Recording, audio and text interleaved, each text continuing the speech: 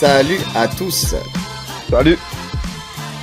Bon, bienvenue sur le podcast Tatami Connexion, votre podcast préféré après les autres. Je suis Jarod, il est Rolly et on est là pour vous faire l'épisode actu, le Resto Connecté numéro 100. Ça y est, on y est, le numéro 100. Je n'ai rien prévu, ni clochette, ni cymbales, ni danse de salsa, rien du tout, mais c'est pas grave, il est là. Et en plus il est à distance. Mais quand je dis à distance, c'est que toi t'es vraiment très loin à distance, avec une connexion qui est soviétique. Alors il est pas en Russie, mais elle est soviétique. Donc on va essayer de faire au mieux, parce que pour tout vous dire, c'est la deuxième fois que je fais cette intro. Mais c'est pas grave, j'ai réussi à garder le petit coup d'épaule, donc ça va. On a pas mal de choses à dire, enfin surtout de la suivi de dossier dont on va parler aujourd'hui. On va parler de Gervonta Davis qui est out et du clash avec Ngannou, entre Jake Paul avec Ngannou. On va parler du hypoc Dante Delija. On va parler de Ali Abdelaziz qui tacle Ronda Rousey sur sa sortie sur Khabib Nurmagomedov. Deux combats truqués, deux ébos qui refusent la revanche. Bref, il y a de la question auditeur, il y a beaucoup de choses à dire. Avant de rentrer dans le vif du sujet, comme d'habitude, Import Fight, notre partenaire du moment qui vend des marques de textiles et de matériel de sport de combat, que ça soit boxe, MMA, grappling, comme Corner, Hit and Move, Primo ou encore Pitbull West Coast. Ces marques qui sont de qualité, qui sont stylées, et donc si vous voulez avoir du style en étant différent des autres, ça se passe sur Import Fight, le lien en description, et avec le code TATAMI10, vous avez 10% de réduction sur tout le site, donc n'hésitez pas. On rentre dans le vif du sujet, et on va commencer par l'actu, qui vraiment me motive le plus, je m'en délecte, je m'en lèche les doigts de cette actu. Le hypoc Dante Delija. Alors pourquoi je dis ça? Pas parce qu'il s'est fait mettre KO, ou parce que il a mis un doigt dans l'œil à Waldo Cortez Acosta, mais parce que il faut remettre un contexte que tout le monde a. Dante Delija fait partie du clan Aspinal. Il fait partie des poids lourds qui s'entraînent dans sa team, et ils sont très remontés depuis la double fourchette du diable qu'a fait Cyril Gane contre Aspinal lors de sa défense de titre la dernière fois. Il multiplie les sorties, les vidéos, les cabales pour dire comme quoi la sanction n'a pas été assez forte, on aurait dû le disqualifier, c'est honteux ce qu'il a fait, c'est une erreur qui doit jamais être refaite. Ils ont fait X nombre de combats sans avoir mis un doigt dans l'œil. Ils ont fait une vidéo à l'hôpital pour dire comme quoi s'il vous plaît médecin, et s'il vous plaît docteur, est-ce que j'ai quelque chose à l'œil? Non, t'as rien frérot. Ah bon, bah c'est pas grave, mais t'es sûr? Non mais j'ai bien fait d'arrêter de combattre. Oui, t'as bien fait d'arrêter de combattre. Tu as raison d'arrêter de combattre, monsieur Aspinal, y a pas de problème. Il a fait une sortie 15 jours après où il voit encore gris, il a deux doigts de la canne blanche. Franchement, c'est ridicule. C'est ridicule. Son père qui a trouvé 18 hypoc potentiels dans le combat, c'est pépite. L'autre, il lui touche l'épaule main ouverte, c'est hypoc. Elle lui touche la cuisse, hypoc. Franchement, je préfère en rigoler tellement c'est ridicule. Surtout que t'as vu la vidéo que j'ai sortie ou pas? Je sais pas si t'as suivi, je te l'ai pas envoyé, non, mais j'ai pas vu. j'ai fait en fait, quand j'ai vu la vidéo du père d'Aspinal, où il a vu 36 hypoc, je me suis dit, attends, je vais quand même regarder Aspinal, voir un peu son jeu, parce que tu les écoutes, ils ont tout le temps les poings fermés et tout ça, voir ce que ça donne. Je commence avec son combat, un de ses combats les plus longs, avec qui l'étrangle à la fin, Arlovski. Arlovski, exactement. J'avais que son surnom qui me venait en tête là. Donc Arlovski, et je vois, tu sais, un Aspinal, main ouverte, doigt tendu vers l'adversaire, qui repousse exactement comme faisait, je te jure, du in and out, exactement du Gane dans le texte. C'est parce que c'est l'ancienne version d'Aspinal, qui dans les moments de collision met bien les doigts bien pointés vers l'adversaire. Il a juste eu la chance que ça n'arrive pas dans un œil. Mais dans le jeu, ça aurait pu arriver 1 million de fois. De là, tu as Dante Delija qui fait sa sortie. Je ne comprends vraiment pas. J'ai eu 33 combats et je n'ai jamais mis un doigt dans l'œil à qui que ce soit. Je pense que les sanctions pour ça devraient être plus sévères. Ok, d'accord. Il a été sanctionné. Il a été sanctionné une semaine après. Le karma, frérot. Le karma, mais c'est ça qui me régale, c'est qu'en fait, tu sais, alors je veux bien entendre tous les arguments, je veux bien en débattre. Ok, effectivement, on peut faire en sorte, tu vois, là, j'ai commencé à regarder vite fait le combat de Makhachev contre Poirier en vue de l'analyse qu'on fera la semaine prochaine. Et effectivement, tu vois Makhachev qui tend le poing et pas la main, tu sais, vers son adversaire. C'est un réflexe qu'il a, qui a un très bon réflexe, qui évite effectivement d'avoir des doigts dans l'œil. Ça n'évite pas à 100% d'avoir des doigts dans l'œil. Puis à l'opposé, parce que on sait jamais, hein, sur un mouvement de lutte, au bout d'un moment, il faut qu'il ouvre les mains, hein, de toute façon. À l'opposé, tu as John Jones, qui est le parfait exemple contraire, qui lui, il était là en train de faire de la magie autour des yeux de l'adversaire. Tiens, pouf, là tu vois, pouf, là tu vois plus. Et donc, t'as ce truc-là. Pour le coup, lui, c'était même volontaire. Hein. Ah bah oui, mais ça se voit clairement, comme le nez au milieu de la figure ou comme le doigt en plein dans l'œil. Et donc voilà. Mais en tout cas, une chose est sûre, c'est qu'à partir du moment où on a des gants ouverts, l'accident peut arriver. Oui, la sanction ne me choquerait pas. Est-ce que tu mets un avertissement puis une sanction d'un point, ou est-ce que tu mets tout de suite une sanction d'un point dès le premier doigt dans l'œil? Mais alors si tu le fais pour ça, tu mets aussi dès le premier coup dans la coquille, comme tu le fais aussi dès la première saisie de cage, dès que tu fais... Enfin, tu vois ce que je veux dire? C'est si on est strict et sévère sur le règlement, on le fait pour tout. Pas seulement pour un point. On le fait pour tout. Ça va faire en sorte de changer complètement la physionomie des combats, parce que ça met un... Comment dire? Ça met un handicap tout de suite. Et en fait, l'handicap, il est des deux côtés, j'ai envie de te dire. Plus vrai peut-être dans un doigt dans l'œil que dans un coup dans les parties. C'est vrai. Parce que tu vois plus, parce que voilà, t'as du mal à récupérer, et c'est très douloureux, tu vois. Un coup dans les parties, ça fait mal. Mais bon, on en a tous pris, au bout d'un moment, ça revient assez vite, tu vois, ça va. Ouais, bon, tout dépend des coups quand même. Ah, il y a des coups, Tout ça dépend passe des pas. coups. C'est vrai. Tout dépend des coups. Et après, il y a le côté intentionnel, et il y a le côté accident. En général, on le voit quand même si c'est volontaire ou pas. Tu vois, là, dans le cas de ce qui s'est passé avec Cyril Gane, on voit que c'est pas volontaire. Dans le cas aussi de Ante Delija, je pense pas que ça soit volontaire, même si Bah non. même si c'est Non, pas je pense volontaire, pas. mais tu sais, je m'étonne quand même de comment c'est arrivé, tu sais, parce que il envoie une série d'anglaises, donc point fermé, et au milieu de sa série, il y a un doigt, et alors que Waldo, c'est pas comme si Waldo était dans la remise. Tu vois, il est là, il prend sa foudre, et il y a un moment, il ouvre sa main, et il y a son doigt qui vient rentrer dans l'œil de Waldo Acosta. Bon, je sais pas l'intérêt d'ouvrir sa main à ce moment-là. Peut-être qu'il a, tu sais, dans le combat, peut-être que lui, il a vu un mouvement d'épaule de Waldo, et dans ce cas-là, il est venu, tu vois, lui aussi a repris sa distance, parce que c'est ça, en fait, c'est juste, tu veux pas prendre un mauvais coup, c'est naturel, tu vois, tu repousses ton adversaire. Quand c'est avec des gants de boxe, bah, c'est moins impactant. Avec des gants de MMA, ça arrive de prendre un doigt dans l'œil, ça arrive. Et donc là, le karma a fait que, bah, il a été sanctionné parce que, en fait, il fait son enchaînement d'anglaise. Round 1, il met un doigt dans l'œil. Waldo Acosta met sa main tout de suite sur son œil. L'arbitre s'interpose et Teddy Lidja pense qu'il a gagné le combat. C'est vrai que la situation, elle est un peu... Ouais, parce que l'arbitre, il s'interpose pas pour le doigt dans l'œil. Hein. L'arbitre, il s'interpose pour signifier la fin du combat à la base. Hein. Ouais, ouais. On a une sortie de l'arbitre. Si. On a une sortie de l'arbitre. Non, je crois pas. En tout cas, je l'ai pas vu. Ouais. Mais il s'interpose pour mettre fin au combat, l'arbitre. Non, je suis d'accord. Il s'interpose pour mettre fin au combat, effectivement. Et je vais même te dire, il y a une erreur d'arbitrage parce que. Ouais, mais il y a pas de retour en arrière normalement. Dès qu'il y a fin du combat. Et je pense que la polémique de la semaine d'avant, justement, avec Guy Spinal, contribue au fait qu'il revienne sur sa décision. Parce que jamais de la vie, en temps normal, il revient sur la décision. Alors, je suis d'accord. Même si, en fait, si on se dirige à terme, parce que c'est ce qui est arrivé là, sur un fait que, ok, il y a la VAR, tu vois, t'as la caméra, il y a rien de plus filmé qu'un combat de l'UFC. Donc effectivement, tu vois au ralenti qu'il y a eu un doigt dans l'œil.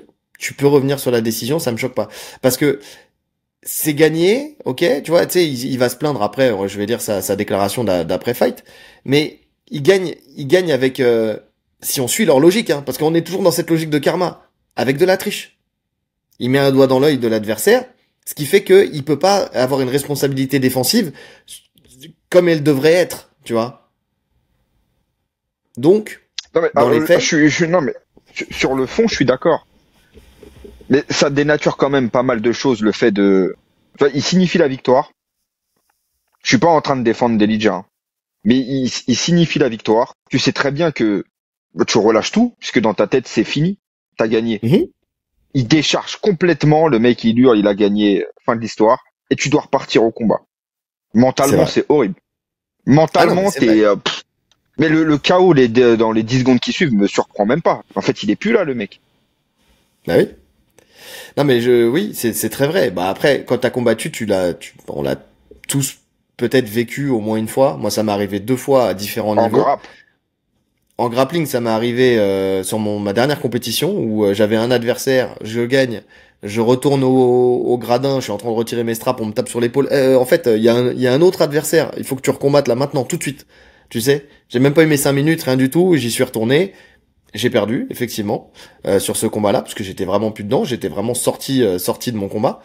Et ça m'est arrivé aussi, alors là c'était autre chose, mais au championnat du monde de pancration, où je mets KO le grec là, et on me lève la main, victoire, et puis t'as le chef des arbitres qui revient, et puis qui trouve une obscure règle, comme quoi le médecin il est rentré trop tôt, je sais pas quoi, tatati tatala, et puis on reprend le combat, et puis on me donne, on me donne 2 pénalités en plus, tu vois.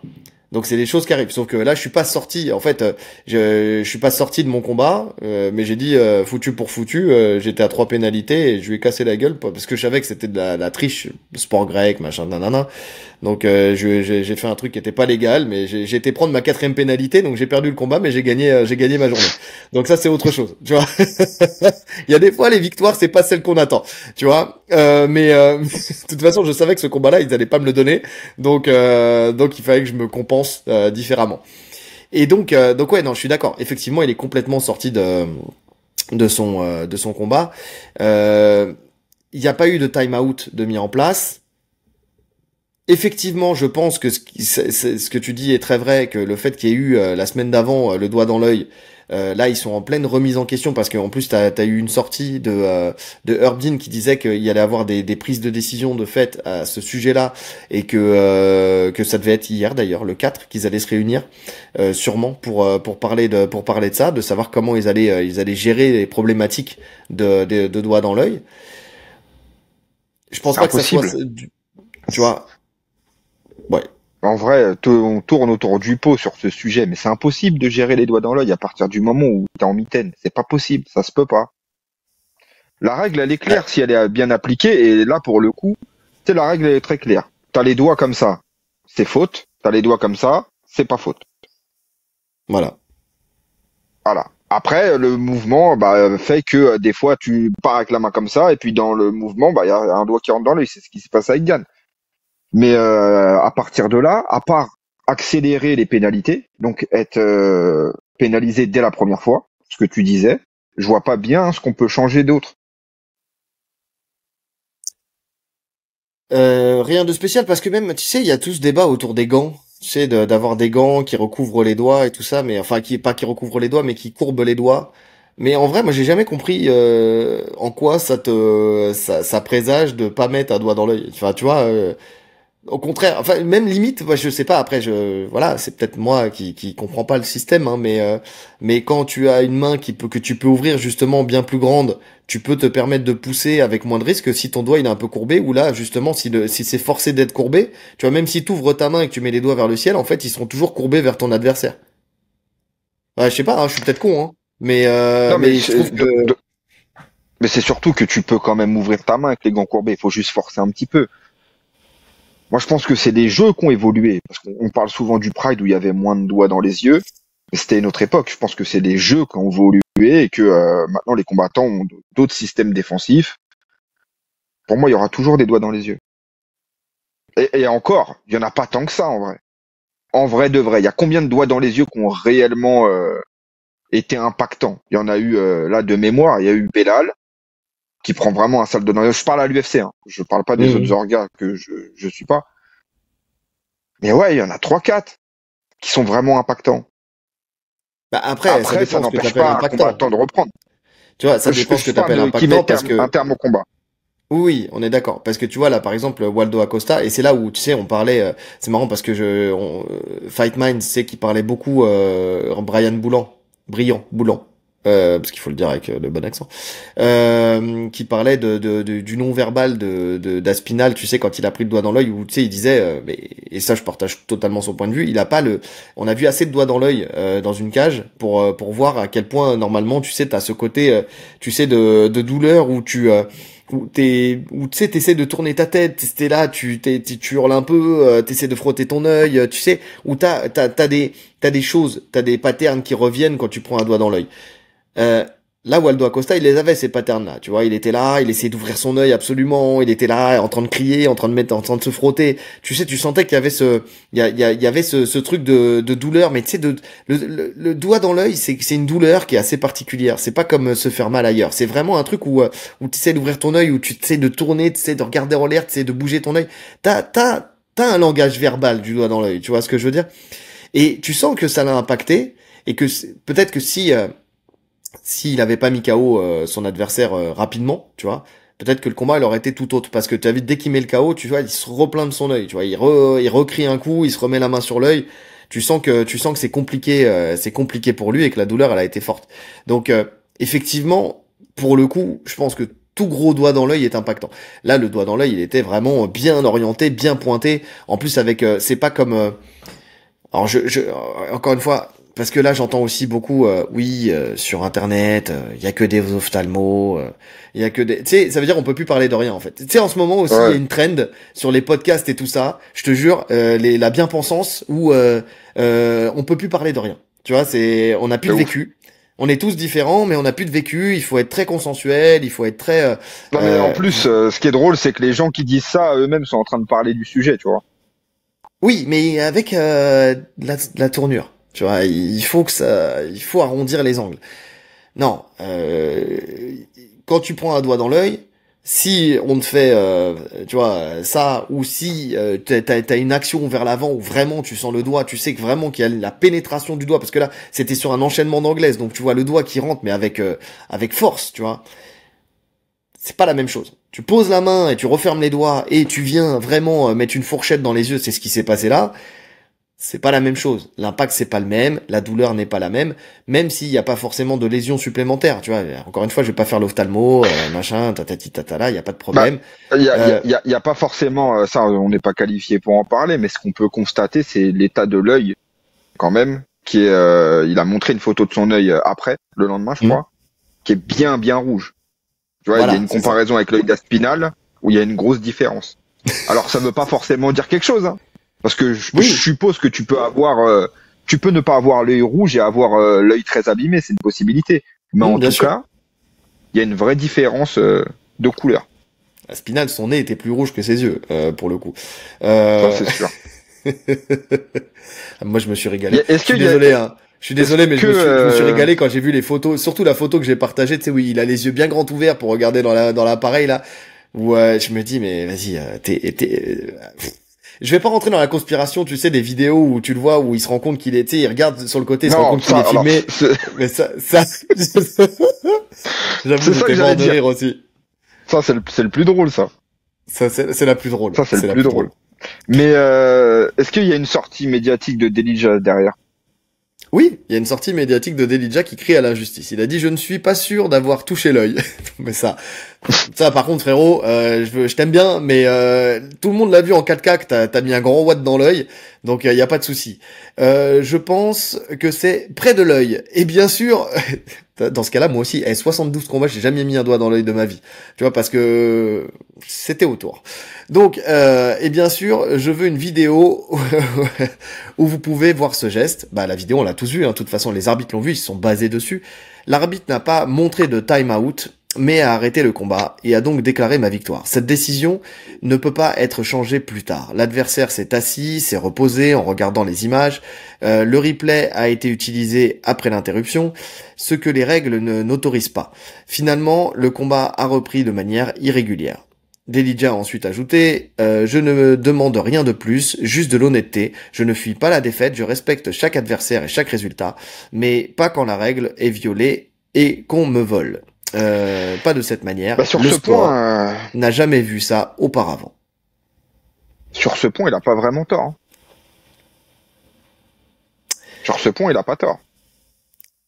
Écoute, je sais pas, parce que alors il faudrait que j'écoute le Jam Live. J'ai pas eu le temps là avec les Europes et tout ça. J'ai pas eu le temps, mais j'ai vu passer vite fait un truc comme quoi Alex Herbinet disait qu'il avait vu Il faudrait que vraiment je mets des gros guillemets parce que je suis pas du tout sûr. C'est vraiment une supposition, mais qu'il aurait vu le règlement et qu'il y avait rien qui indiquait, tu sais, que le time out devait être indiqué de cette manière-là ou je sais pas quoi. Il faudrait que je regarde. J'ai pas eu non plus eu le temps d'aller voir le règlement, parce que c'est ça aussi. Est-ce qu'on a été voir le règlement? Tu vois, pour ça. T'as été le voir le règlement pour ça? Non. Non, t'as pas été le voir. Donc, tu sais, il y a des subtilités de règlement comme ça qu'on ne maîtrise pas toujours. Parce qu'on n'a jamais eu le cas de figure et on s'y attarde après. Donc c'est vrai que ça pourrait valoir le coup d'aller voir le règlement. Là, j'ai pas eu le temps de regarder. Mais c'est vrai que par contre, d'un point de vue moral, peu importe règlement ou pas, c'est vrai que quand on t'accorde la victoire, en fait, l'arbitre arrête. C'est là où il y a toute la subtilité. C'est parce que, tu vois, moi j'ai vécu, on m'a levé la main. Tu vois, t'es en centre de tapis, on te lève la main, on dit t'as gagné, puis après on dit peut-être pas vraiment en fait. Tu vois. Là, personne n'a levé la main de personne. Tu vois ce que je veux dire? C'est-à-dire que il est venu, Ouais. il a stoppé le combat, il se rend compte qu'il a le doigt dans l'œil.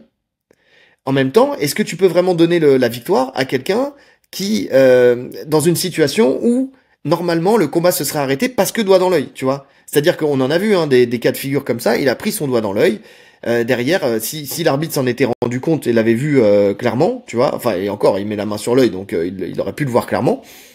Normalement, il arrête le combat, il y a le time out, il donne sa serviette et puis voilà, tu vois. Ouais, non, c'est vrai. C'est vrai qu'il faut le règlement. C'est vrai qu'il y a des subtilités, comme tu dis, de règlement. Que c'est pas toujours évident. D'ailleurs, j'avais écouté le Ahmed Korchi qui en parlait dans LFE là pour l'affaire Aspinal. Mhm. Et il dit que si le règlement avait été suivi, en tout cas, bon, il y a plusieurs. Tu sais, c'est assez large en fait ce qu'ils peuvent faire. En soi, le no contest, il est pas forcément déconnant. Maintenant, à partir du moment où le médecin, tu demandes l'avis au médecin et que le médecin te dit que tu peux reprendre, si le combattant ne reprend pas, c'est un TKO, C'est un abandon. c'est Ouais. un abandon. Donc Ouais. ça aurait dû finir en TKO, logiquement. Ouais. Alors là, tu fais ça, il y a un tollé de dingue. Ils ont fait ça aussi parce que tu peux pas le faire. Mais oui, je suis d'accord. Je suis d'accord. À partir du moment où normalement tu es apte à reprendre à l'instant T. Alors après, j'entends l'argument de le médecin sur le bord du Oui, tapis, bien c'est pas sûr. un Non, mais alors ça ophtalmo, c'est vrai. il a pas les outils et tout ça, il y a pas de souci. Mais à partir du moment effectivement où le médecin dit c'est pas possible. C'est pas possible. Après, j'ai pas la subtilité du règlement aussi, tu vois, parce que qu'est-ce qui se passe au bout des 5 minutes si tu peux pas, enfin, tu sais, si tu peux pas reprendre, c'est très particulier parce que c'est quand même, tu vois, t'es lésé, t'as pris ton doigt dans l'œil, tu peux pas reprendre. Tu vois, c'est pas comme je sais pas comme, j'ai pas d'autres exemples particuliers, mais une blessure vraiment qui serait venue, enfin d'un côté, non, parce qu'il y a pas d'exemple en fait. Si tu prends une blessure et que tu peux pas reprendre, enfin, c'est toi qui, je sais pas, tu prends une série de low kicks, tu t'écroules, j'ai envie de te dire, tu peux pas reprendre, c'est un TKO. Tu prends un doigt dans l'œil. Le Ah mais problème, c'est que ouais, bah, c'est pas tout part pareil. de quelque chose d'illégal. Tu vois, tout part de quelque Bah oui. chose qui n'est pas légal à la base. Donc oui, moi, je peux comprendre que pour le consensus, tu vois, mettre un no contest, tu vois, au moins personne n'est lésé dans cette histoire. Enfin, personne n'est lésé. Tout est Ouais, non, oui. relatif, hein. Mais en tout cas, le moins lésé possible. Ah, Et au moins, ah non, mais moi je suis assez d'accord avec le no contest finalement. En fait, c'est la façon la plus logique de sortir de cette situation. donc ouais.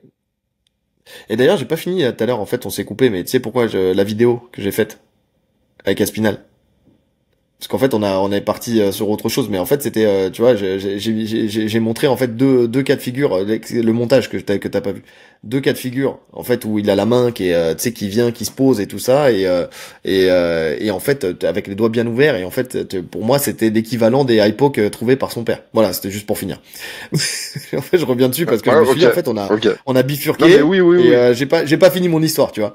Et en fait, c'était, j'ai essayé de trouver dans le ridicule, tu vois, l'équivalent des high trouvés par le père d'Aspinal, tu vois, les 18 high dans le combat, quoi. Donc bref, ouais, c'est Ouais. juste ça. Mais en tout cas, voilà, ce qui est marrant dans cette histoire, c'est surtout pour être un peu plus sérieux, c'est vraiment le côté on l'a dit, le côté karma, mais le côté voilà, c'est ça, c'est pour montrer que un accident ça arrive, que Dana White quand il dit en fait on s'en fout, tu vois, et, clairement de tout ça parce que il a totalement conscience que de toute façon on ne peut rien y faire. Quoi, je veux dire. Bah oui, c'est un non-débat en fait. C'est ça, c'est exactement ça. Tu vois, le côté consensus, machin et tout ça, ok. Le côté reprendre le combat ou pas reprendre le combat, ok. Le côté est-ce qu'il a peur ou pas peur. Tu sais, ça aussi, j'ai beaucoup entendu, si on repart sur le cas Spinal, est-ce qu'il a eu peur de reprendre. En fait, tout dépend de ce que t'appelles peur de reprendre. Est-ce qu'il a eu peur d'affronter Gann? Est-ce qu'il aura peur de le réaffronter? Je ne sais pas, je ne pense pas, c'est un combattant, tu vois ce que je veux dire. Maintenant, est-ce que il a fait un calcul, un arbitrage à un instant T? Oui, c'est fort possible. Mais c'est un calcul. Tu vois, on en est au même point, tu sais, regarde si tu reprends le cas Spinal, mais dans l'autre sens avec John Jones. Ah, John Jones, ah, c'est une grosse merde, il a peur de Tom Aspinall. Non, il a fait un calcul. Point, c'est tout. Et qu'est-ce qui m'apporte en fait en termes de hype par rapport à ce que je peux perdre? Les calculs sont pas bons, Kevin. Il a dit bah non, je combats pas contre toi, c'est tout. C'est vrai. Aspinall, il a zéro hype. Donc voilà, et là Aspinall il a sûrement fait un calcul à l'instant T où il s'est dit ouf, c'est chaud, j'ai pris des datas, je reviendrai plus tard, et puis voilà. Moi, ce qui me dérange le plus dans cette histoire, c'est quand ils insistent. Alors la décision ne changera pas. Quand ils insistent sur le fait qu'il devrait être disqualifié, pour moi ça, c'est un aveu de je ne veux pas affronter Gann. C'est ça. Ah oui. Parce qu'un no contest, tu le reprends. Une disqualification, tu passes à autre chose. Et ça, pour moi, ça, plus que le fait d'avoir quitté la cage à l'instant T, ça, à froid, c'est plus un aveu de, waouh, ça va être très compliqué de le battre, tu vois. Pas impossible, parce que si demain il s'affronte et qu'il le bat, bah voilà, cette phrase n'aura plus de valeur. Mais, de son ressenti à froid, c'est chaud. Ouais. Non, je suis d'accord. Je suis d'accord. Et c'est vraiment, comme tu dis, c'est ça qui est dérangeant, c'est tout l'après en fait. C'est tout ce cirque autour. En fait, voilà, trop de justification, ça tue la justification. Ça en devient ridicule. Je suis d'accord. Et ça introduit parfaitement dans le deuxième sujet. Ouais, vas-y. T'as eu ton no contest, t'as pris ton doigt dans l'œil. Ah, tu retournes à l'entraînement et tu reviens pour le prochain combat. Ça sert à quoi d'en parler? D'en faire des vidéos, des capsules, des trucs, des machins, de faire ressortir du bois tous les partenaires d'entraînement. Enfin, tu vois, c'est. Et en plus, ça dessert ta cause, parce que à chaque vidéo, tu passes un peu plus pour un clown. Mais je suis d'accord. Et de toute façon, c'est un sujet qui a divisé les combattants. Aussi, tu sais, certains qui ont dit je comprends pas pourquoi il a pas repris, certains qui ont dit ouais c'est normal de toute façon et c'est le champion et il avait raison, il était diminué donc il y a trop d'enjeux, tu vois, il était dans la position où c'était légitime d'arrêter. Je l'entends parfaitement, j'entends tous les arguments. Après, de toute façon, il y aura jamais de consensus là-dessus. Il y aura toujours deux mondes qui s'opposent. Tu vois, quand j'en parle avec Eric Cara, tu vois, quand j'en ai parlé avec lui, on respecte chacun le point de vue de l'autre, mais on sera pas d'accord sur le fond, tu vois, parce que ça arrive. Après, je reconnais le fait que si tu dois dire que dans des deux, tu vois, dans la situation actuelle, à ce moment-là du combat, tu vois, non mais qui est en tort déjà, mais aussi est-ce qu'il a eu raison de quitter. Je peux entendre qu'il ait eu raison de quitter l'arène, il y a pas de problème, je l'entends parfaitement. Effectivement, il y a un calcul à faire. Ça reste un sport, ça reste des enjeux, ça reste pas mal de choses. Maintenant, sur la globalité de l'action et le côté mental, psychologique de ce que ça t'amène derrière dans l'analyse, bah pour moi, grosse faute d'Aspinall. Qui sera gommé si demain il gagne contre Gann, hein. Y a pas de problème, hein. Mais ouais, non, moi je suis redescendu de ça. Je suis redescendu de ça dans le sens où je me dis quand même qu'il a eu raison.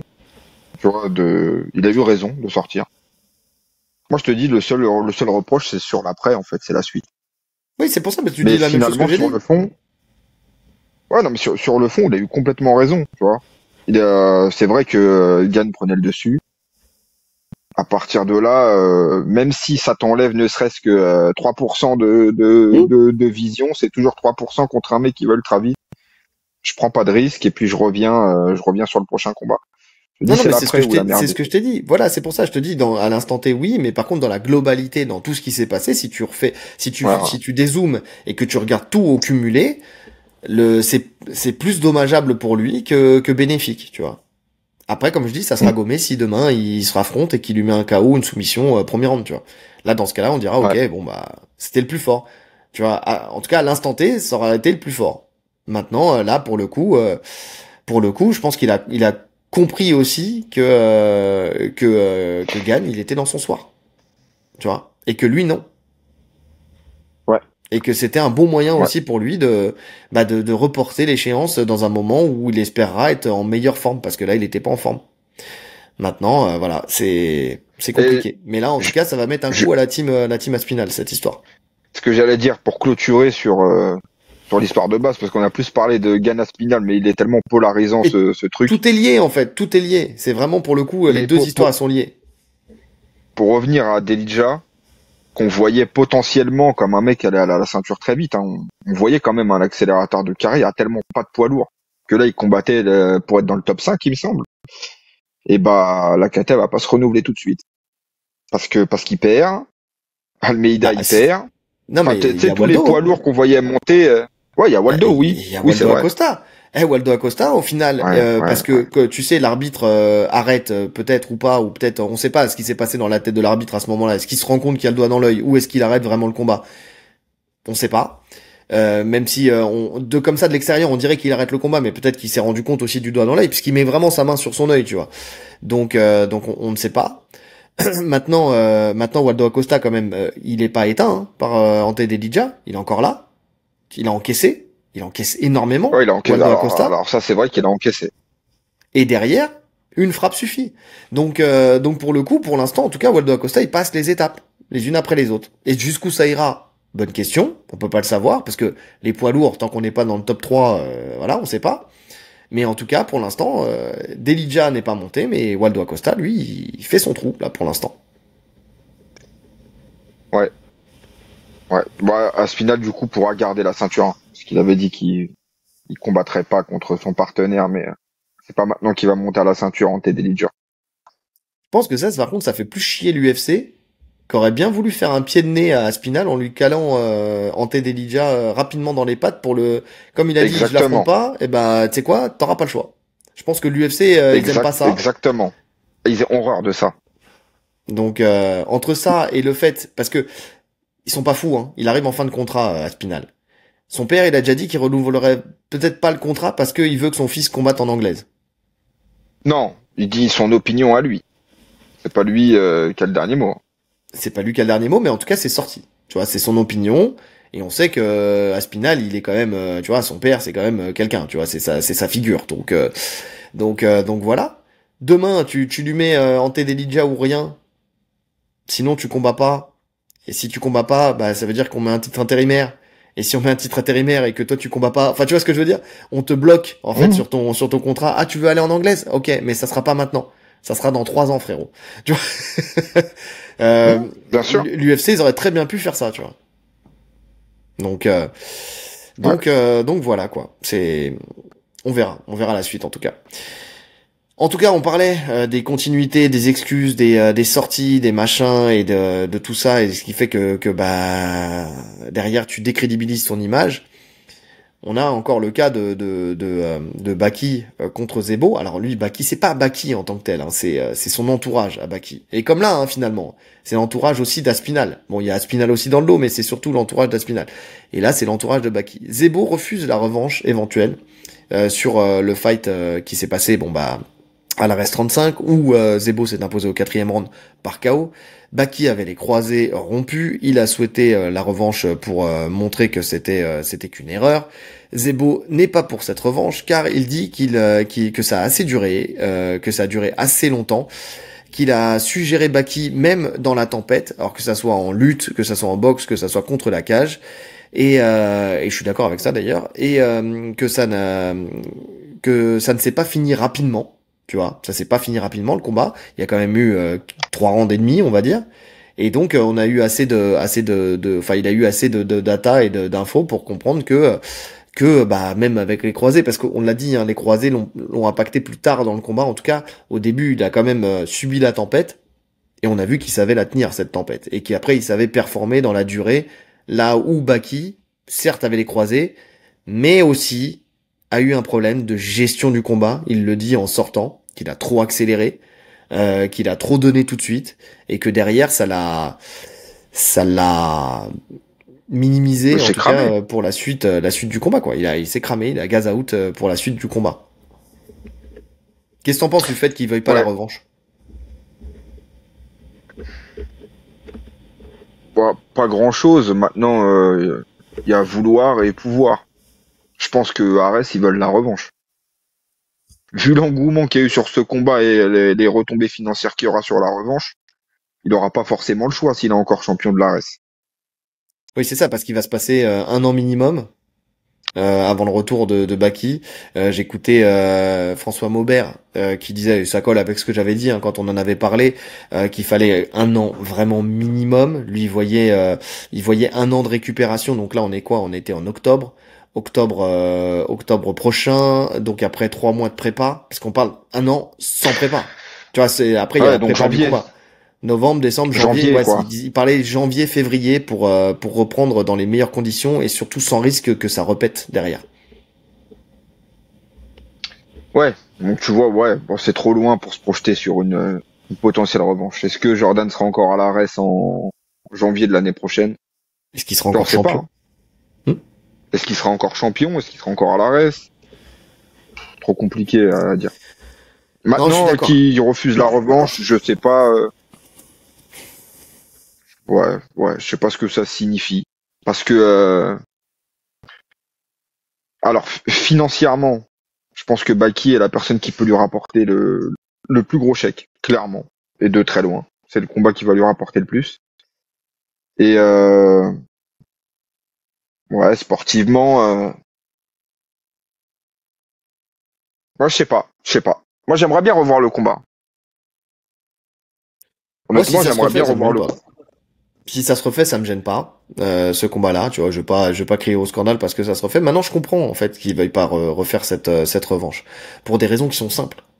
Il s'est fait complètement chier dessus par Baki et sa team, avant le fight, déjà, pour commencer. Derrière, il a la victoire. T'as le frère de Baki qui vient, qui dit, par contre, t'as pas vraiment gagné, il avait les croisés. Alors t'as gagné, hein, mais il avait les croisés, machin. Alors Baki lui tout de suite dit, tu sais, temporise ton frère, tu vois. C'est pas une excuse. T'as le florilège d'excuses derrière, de minimiser encore la victoire de Zebo. En gros, lui faire comprendre qu'il est clairement en dessous de Baki. Je pense qu'au bout d'un moment, tu sais, lui, il a été vraiment, je pense, sincère dans le fait que c'était des partenaires d'entraînement, que c'était un combat qu'il voulait pas faire à la base parce que il y avait un affect qu'il nous a montré pour ce combat-là. Il a pas forcément, il l'a dit dès le début, hein, quand le combat s'est terminé, il a dit voilà, on l'a fait, je voulais pas le faire, je l'ai fait. C'est un partenaire d'entraînement, j'apprécie beaucoup la personne, j'ai pas vraiment envie de le refaire. Après, le MMA c'est comme ça, hein. De toute façon, t'affrontes des gens que t'apprécies aussi des fois, ça peut arriver. Et donc, ou alors il faut changer de KT, tu vois, faire un peu une Sterling Merab, tu vois, où s'ils sont pas dans la même KT, bah ils peuvent pas s'affronter. Non, mais tu peux pas faire ça à ce niveau-là, ils peuvent pas faire ça. Non, mais c'est surtout que là, ils sont pas aussi proches que Sterling voilà. C'est ce que j'allais dire. De toute façon, c'est qu'il n'y a pas l'amitié des deux. C'est-à-dire qu'il y a un respect qui est unilatéral dans cette histoire. C'est Zebo envers Baki. Baki ne respecte pas Zebo. Ça c'est une réalité. Il nous l'a prouvé. On a beau dire que c'est pour vendre le combat, il respecte pas son adversaire. Il a respecté sa performance et tout ça. Voilà, il a reconnu la défaite. Mais par contre, si tu respectes quelqu'un, même pour vendre un combat, là, il y a des limites en fait. Ouais, mais moi ça me dérange pas ça. Enfin, quand tu dois tabasser un mec pendant 25 minutes, t'es pas obligé d'être pote avec lui, hein. J'ai pas dit le contraire. C'est pas ce que j'ai dit. Enfin, oui, non, bien sûr. J'ai dit qu'il a été vraiment très loin dans le dénigrement de son adversaire. Tu vois, ouais. Tu vois, c'est juste ça. C'est du trash talk. Ouais, oui, oui. Mais je pense pour le coup, je pense qu'il le pensait sincèrement. C'est du trash talk, mais mais je dis pas le contraire. Ouais, oui, je non, dis mais pas le contraire. non, je parle de respect unilatéral. C'est-à-dire que Zebo respecte Baki, mais Baki respecte pas Zebo. C'est juste ça. En fait, j'étoffe le Ah propos. oui, C'est oui, juste oui. ça. Ouais, mais Donc, on est on est d'accord. d'accord. On est d'accord là-dessus. On est d'accord. C'est juste On que est je peux d'accord. comprendre que Zebo, tu vois, au bout d'un moment, il dit, OK, je l'ai vécu une fois. Est-ce que j'ai envie de le revivre une deuxième fois? Même pour de l'argent, tu vois? Peut-être pas. Ouais, ouais. Moi, maintenant, je pense qu'il aura pas forcément le choix dans tous les cas. En tout cas, s'il se trouve encore champion de l'ARES et que la revanche doit se faire, ça se fera. Ouais, non, mais bon, ça, je le pense aussi, hein. Je le pense aussi. De toute façon, t'as un contrat et au bout d'un moment, tu dois, alors quand t'es champion, t'as un peu plus ta voix au chapitre, tu vois. Mais bon, il y a quand même une réalité, c'est que t'es quand même Après, est-ce que alors, employé d'une c'est dans l'autre organisation, sens. quoi. C'est dans l'autre sens qu'on peut aussi voir la chose. C'est est-ce que c'est une bonne chose pour Baki de faire la revanche tout de suite?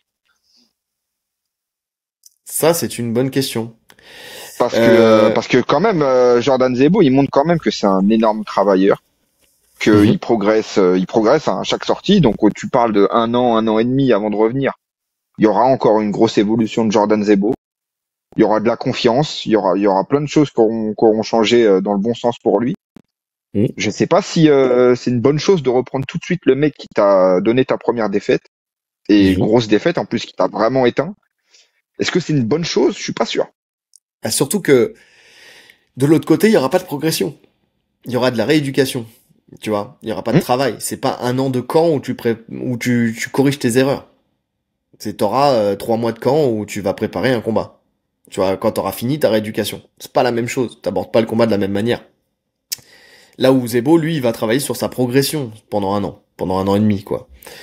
Et le camp de Baki avait l'air quand même plutôt d'accord, enfin tu sais avec le fait de reprendre le fight, tu vois, d'avoir la revanche. Je sais pas si t'as suivi un peu les vidéos. Juste entre parenthèses pour finir, le frère de Baki c'est le même qui avait dit qu'il s'en foutait de l'épine dans le pied, tu sais, qui avait repris Boris Johnson Stomp et qui lui avait dit ouais, on s'en fout, c'est pas notre problème, tu vois, qu'il ait une épine dans le pied. Donc j'aime bien le double langage, juste pour finir. Mais je sais pas si t'as vu la vidéo où il rentre dans le vestiaire et il dit qu'est-ce qui m'a manqué. Tu vois, et c'est Nicolas Haute qui prend la Je- parole et c'est là où tu vois que tu vois, Nicolas Haute, parce qu'il y en a beaucoup qui ont critiqué Nicolas Haute sur ce combat-là, mais Nicolas Haute, c'est pas le coach principal, hein, c'est pas le head coach de Baki. Hein. Tu as son head coach qui est son coach habituel, et tu as Clément Marcoux qui est là, et en fait, il y a trop de coachs avec il y a beaucoup de coachs avec des fortes personnalités. Déjà, je comprends pas ce camp-là, tu vois. Et t'as Nicolas Haute qui est là C'est vrai aussi. que j'ai du mal aussi Qui, à comprendre le camp de Baki. ouais, il y a trop de profils plus. Tu vois ce que je veux dire? C'était pas comme si t'avais un coach t'as trop de coachs MMA, en fait. T'as pas des coachs spécifiques. T'as trop de coachs MMA et qui sont normalement censés limite être des head coachs en général. Donc, Ouais. ça me pose un peu problème, entre guillemets, moi aussi. Mais quand tu vois qu'il arrive dans cette salle où il dit, voilà, qu'est-ce qui m'a manqué? Celui qui prend la parole, quand même, c'est Nicolas Haute. Le plus professionnel, on va dire, là-dedans, celui qui a le mieux analysé les choses, c'est Nicolas Haute. Et Nicolas Haute, tu sais, il joue justement sa responsabilité aussi là-dessus, parce qu'il fait partie du camp quand même, tu vois, il est là, même si c'est pas le head coach, tu vois, son nom, tu vois, personne m'a dit, Clément Marcoux, ouais, franchement, c'est honteux pour lui, tu vois. Non, ils disent, Hmm. Nicolas Haute, c'est honteux pour lui, c'est une défaite pour lui. Pas vraiment. Mais en tout cas, celui qui a vraiment analysé la chose et qui a été le plus honnête, dans cette pièce où tout le monde était dépité, où tu vois Clément Marco qui regarde ses chaussures, son coach qui habituel qui prend la parole juste à la fin pour confirmer ce que disait Nicolas Haute. Mais tu vois dans ce qui est dit, Nicolas Haute il est très froid et en vrai limite tu ressens que c'était nécessaire cette défaite parce que il lui dit quand même que il lui dit pour une fois t'as eu une adversité. Tu vois, c'est très parlant. Hein. T'as eu une adversité, il y a du travail à faire, et ça ne sera que bénéfique. Mais par contre, il lui dit, je suis content que t'aies pris le micro pour dire que Jordan c'était le vainqueur et qu'il n'y avait pas de problème. Tu vois, ce qui dénote un peu avec ce qui s'est passé après, avec son frère. Alors c'est qu'encore une fois, c'est pas Baki, mais c'est son frère. et qui dit la seule chose, c'est qu'il faut que quand même que tu soignes ton genou et qu'on refasse pas les mêmes erreurs. Et c'est là où son coach habituel lui dit oui, effectivement, ça c'est la priorité, faut soigner ton genou, tu vois. Parce qu'il demande s'il faut qu'il refasse la revanche. Et tout de suite là, par contre, c'est Clément Marcoux qui dit oui, je pense que t'auras la revanche, il faut la revanche. Tu sais, là, tu sens que c'est l'émotionnel qui parle. Tu vois, c'est pas une réaction à froid. Le seul qui a une réaction vraiment à froid, tu sais, vraiment tout de suite posée et intelligente, c'est Nicolas Haute dans cette histoire. Ouais. Bon, après, c'est celui qui a la plus grosse expérience à haut niveau, donc c'est pas surprenant. Ouais, bah Clément Marcoux, il a quand même une expérience à haut niveau. Hein. C'est le coach d'Abdoul. Enfin, tu vois, il a quand même une grosse expérience à haut niveau. Alors pas à l'UFC, certes, mais il a quand même de l'expérience. T'es pas obligé d'être à l'UFC pour avoir une expérience du haut niveau. Il a quand même coaché dans des grosses orgas. Ouais, il a moins de combattants. Ce que je veux dire, c'est qu'il y a beaucoup moins d'affect du côté hot, qui gère énormément de gens et qui sait faire le truc. Tu vois bien que quand Clément Marcoux il est avec quelqu'un, c'est son frère. Tu vois ce que je veux dire? Il est vraiment très très attaché, ce qui peut être ultra bénéfique, hein, mais ce qui peut aussi être contre-productif sur certaines choses, où t'as plus de mal à dire les choses aux gens, par exemple. Et tu sens qu'il est, par exemple, avec Abdoul, c'est son frère. Quand il parle d'Abdoul, il a des étoiles dans les yeux. Oui, je suis d'accord. Mais justement, tu vois, c'est ça que je te disais, tu vois, de revenir à froid très vite et d'analyser une situation. Finalement, c'est ça aussi qui fait de toi un bon coach. Tu vas savoir faire un débrief et même si t'as pris une grosse claque, sortir très vite de l'émotionnel pour tout de suite être dans l'analyse. Ouais, oui, après, tu peux le faire, là, la vidéo que tu parles, elle est dans les vestiaires. Tu vois, donc, je peux comprendre le côté ultra émotionnel, surtout quand tu es très proche d'une personne, je peux le comprendre. C'est à voir dans les jours qui suivent. Ouais. Mais en tout cas, j'ai bien aimé, moi, le côté, voilà, ça y est, tu t'as perdu. Maintenant, on va sortir de cette hype qu'il y a autour de toi. On va sortir de cette aura d'invincibilité et on va aller bosser. Tu vois, vraiment, Qui on va est aller un bosser. poids énorme, hein. Et d'ailleurs, j'avais bien aimé la sortie médiatique de Baki. C'était un tweet qu'il avait mis, je crois, où il parlait de ça. Il disait que Oui. maintenant il a plus son zéro, tu vois, mais pour tous les combattants, hein, je pense que c'est un poids énorme, l'invincibilité, hein. Ouais. C'est Je une suis pression d'accord. de fou. Je suis d'accord. Et à la fois, à l'inverse, c'est pareil. Quand tu commences ta carrière avec des défaites, c'est un poids énorme aussi. Je crois que c'est JDM, je crois, qui en parlait là, Ouais, qui deux disait que ça avait défaites. été Il avait très commencé sur dur. deux défaites. C'est ça, et que ça avait été très dur de se remobiliser et de remonter la pente. Parce que tu te dis, qu'est-ce que je fous là? Et c'est vrai, c'est ce qu'il dit, qu'est-ce que tu fous là? Tu sais, en général, c'est pour ça que, tu sais, moi, tu connais ma règle, hein, quand un élève commence en compétition, je parle pas de médaille, je parle d'avoir une première victoire, débloquer le compteur. Tu vois, on parle pas encore de titre, on parle pas encore de quoi que ce soit. Gagne ton premier combat, tu sauras que c'est possible. En fait, le plus dur, c'est ça. C'est quand tu sais pas ce que c'est que de perdre quand t'es invincible pendant des années, mais tu sais pas ce que c'est que de gagner quand t'as pas encore scoré ta première victoire. Tu sais pas si tu seras capable de la faire un jour, tu vois. Ça aussi, c'est très dur. Ça aussi, c'est très dur. Ah là, C'est vrai en plus. le côté mental des combats, c'est un truc de fou quand même. Cette gestion. Et c'est pour ça qu'il faut un peu de froideur aussi, tu vois. Savoir être tout de suite dans l'analyse. Et c'est ça que j'ai bien aimé, tu vois. Petit point de plus pour Nicolas Haute qui a su très tôt être très lucide sur ce qui s'est passé. Tu vois. C'est ça. Parce que le côté, tu vois, tu parlais du côté émotionnel. Mais le problème, c'est que le côté émotionnel, il se passe aussi dans les interrounds. Tu Oui, vois. bien sûr. Si tu sais pas être froid tout de suite, si tu sais pas être redescendu dans le vestiaire, c'est que tu seras encore moins capable de le faire À à l'interround. l'interround, ouais. Tu vois. Et ça, c'est important. C'est vrai. Bref, on continue, parce que le temps passe et toi, t'es attendu après. Il y a eu un combat truqué à l'UFC. Alors, c'est pas la première fois que ça arrive, il y avait le Attends, scandale c'est pas de... officiel encore. C'est pas officiel. Mais il y a des suspicions de combats truqués. Il y avait eu l'affaire Ah. James Krause en 2022, tu sais, qui avait conduit à un durcissement des règles concernant les paris et les combattants liés, enfin des combattants liés à leurs équipes aussi. Mais là, pour le coup, ça s'est passé donc le week-end dernier avec le combat qui est mis en cause, c'est celui d'Isaac Dulgarian contre Yadier Del Valle, Je pense que je vais le lire comme ça. Je pense que c'est ça, l'UFC Vegas 110, où Isaac s'est fait soumettre au premier round. Et le souci, c'est qu'il y a eu des montants anormalement élevés sur ce scénario, justement, de la soumission au premier round. Et là, il y a Dana qui a réagi immédiatement et qui a renvoyé en prévention, qui a exfiltré de l'UFC Monsieur Isaac, et qui n'a pas tout de suite attendu les résultats de l'enquête, mais ça va aller très loin parce que en fait, il a réagi très très vite et très très fort. Tu vois, pour le coup, Dana White. Il a dit, comme de nombreuses organisations sportives professionnelles, l'UFC travaille à un service indépendant d'intégrité de paris pour surveiller l'activité des jeux sur nos événements. Notre partenaire IC360 surveille les paris sur chaque événement de l'UFC et mène actuellement un examen approfondi des faits entourant le combat de Dulgarian versus Del Valle du samedi 1er novembre. Nous prenons ces allégations très au sérieux avec la santé et la sécurité de nos combattants. Rien n'est plus important que l'intégrité de notre sport. Nous avons appelé le combattant et son avocat et leur avons demandé que s'est-il passé. Il y a des paris bizarres sur votre combat. Êtes-vous blessé? Devez-vous de l'argent à quelqu'un? Ça fait vraiment, tu sais, on dirait les keufs qui t'interrogent en bas de la cité. T'as de l'argent sur toi? T'as de la drogue? T'as des armes? Quelqu'un vous a-t-il approché? Et le gamin a répondu non, absolument pas. Je vais tuer ce type. Ok.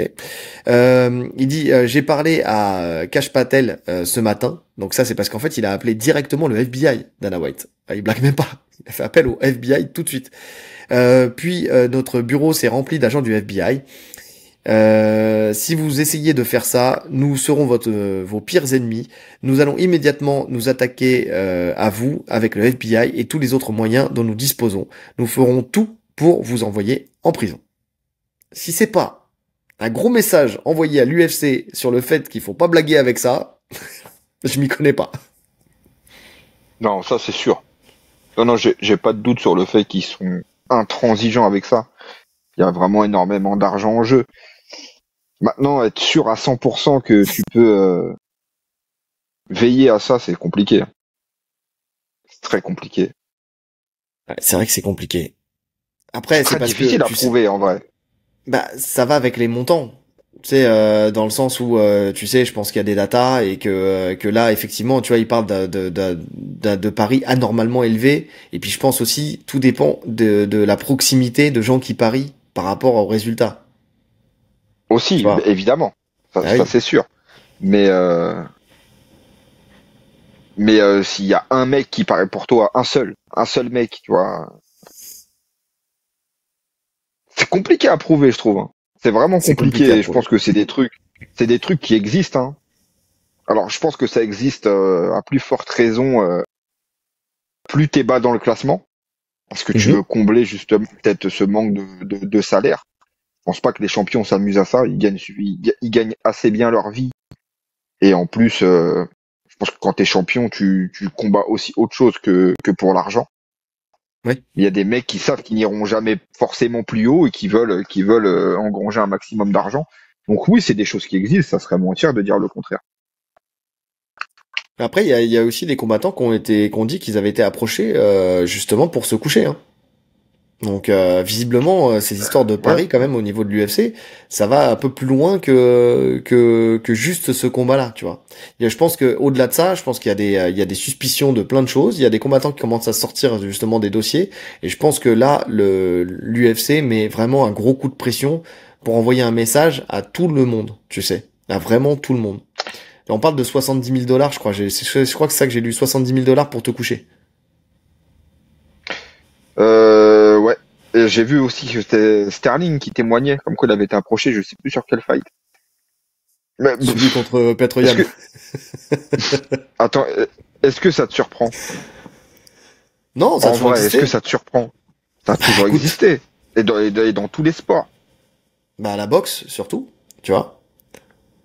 La boxe anglaise, c'est vraiment un des sports où ça limite, un des sports de combat où ça a le plus existé, je crois. La boxe, oui, parce que ouais, la boxe anglaise énormément. Mais je veux dire, mais même les paris, tu vois, il y a eu l'affaire en France là des frères Karabatic en handball. Oui. Donc ça existe. Karamazov. Oh, pardon.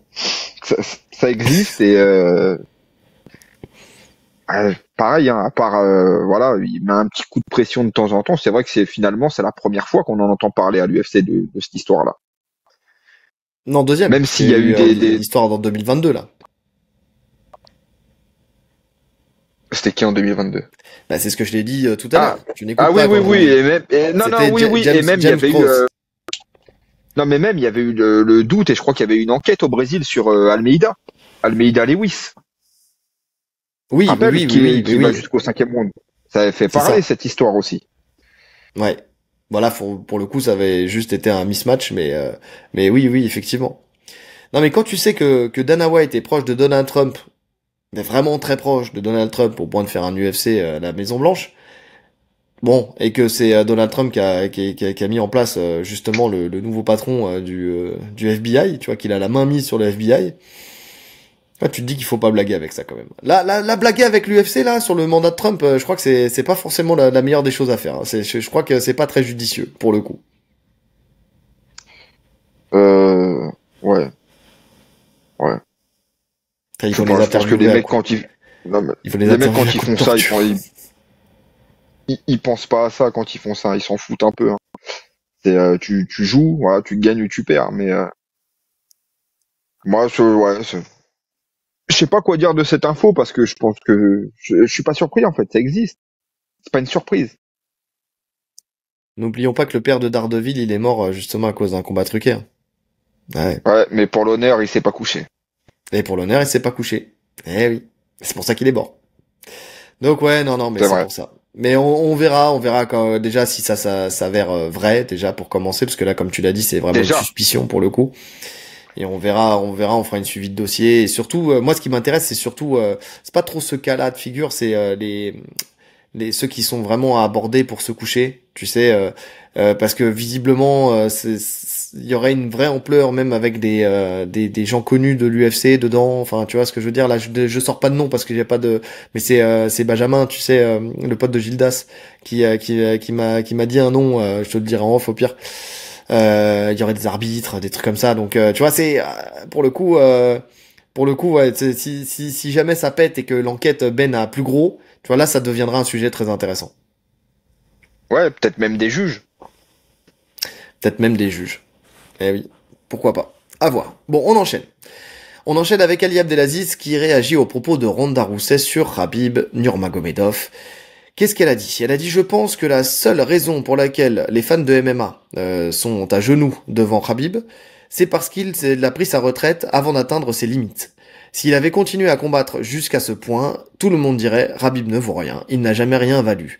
C'est comme ça avec tout le monde. Donnez-moi le seul ancien champion qui bénéficie du même respect que les champions actuels. C'est triste parce que ça encourage les gens à partir au sommet au lieu de transmettre le flambeau à ceux qui arrivent. Sa déclaration, elle est, c'est ce qu'on dit depuis des années, hein. Mais elle est pas déconnante, hein. Pour moi, il y a pas de manque de respect envers Khabib, hein. Alors, parlons déjà de cette déclaration et puis après on verra le retour. Est-ce que tu vois vraiment un manque de respect envers Khabib? Pour moi, c'est factuel. C'est factuel et comme on le dit toujours, hein, et c'est pour ça qu'il y a la pression sur les champions qui, justement, comme a dit, qui veulent partir invaincus.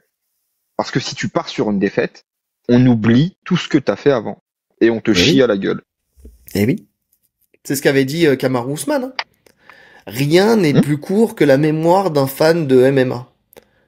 Il a dit: tu peux faire la carrière que tu veux, il suffit que la fin de ta carrière soit un peu plus en dilettante, et à ce moment-là, tu deviens plus rien.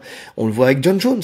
Tout le monde zappe la partie 93 kilos. Tout le monde parle de ses 2 derniers combats en 93 kilos et de sa fuite.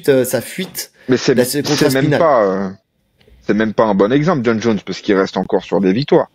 Mais il y a qu'à voir le traitement qu'a eu José Aldo quand il a perdu contre Conor. Mais bien sûr, non mais attends, parce que tu dis c'est pas un bon exemple. Mais c'est encore un meilleur exemple, parce que le mec, il part invaincu. Et pourtant, on vient lui trouver le truc qui vient entacher sa legacy, tu sais, parce qu'il y a eu 1 ou 2 combats litigieux. Tu vois ce que je veux dire? C'est encore pire. Le mec, il a gagné. Il sort invaincu et on lui trouve encore quelque chose, tu vois.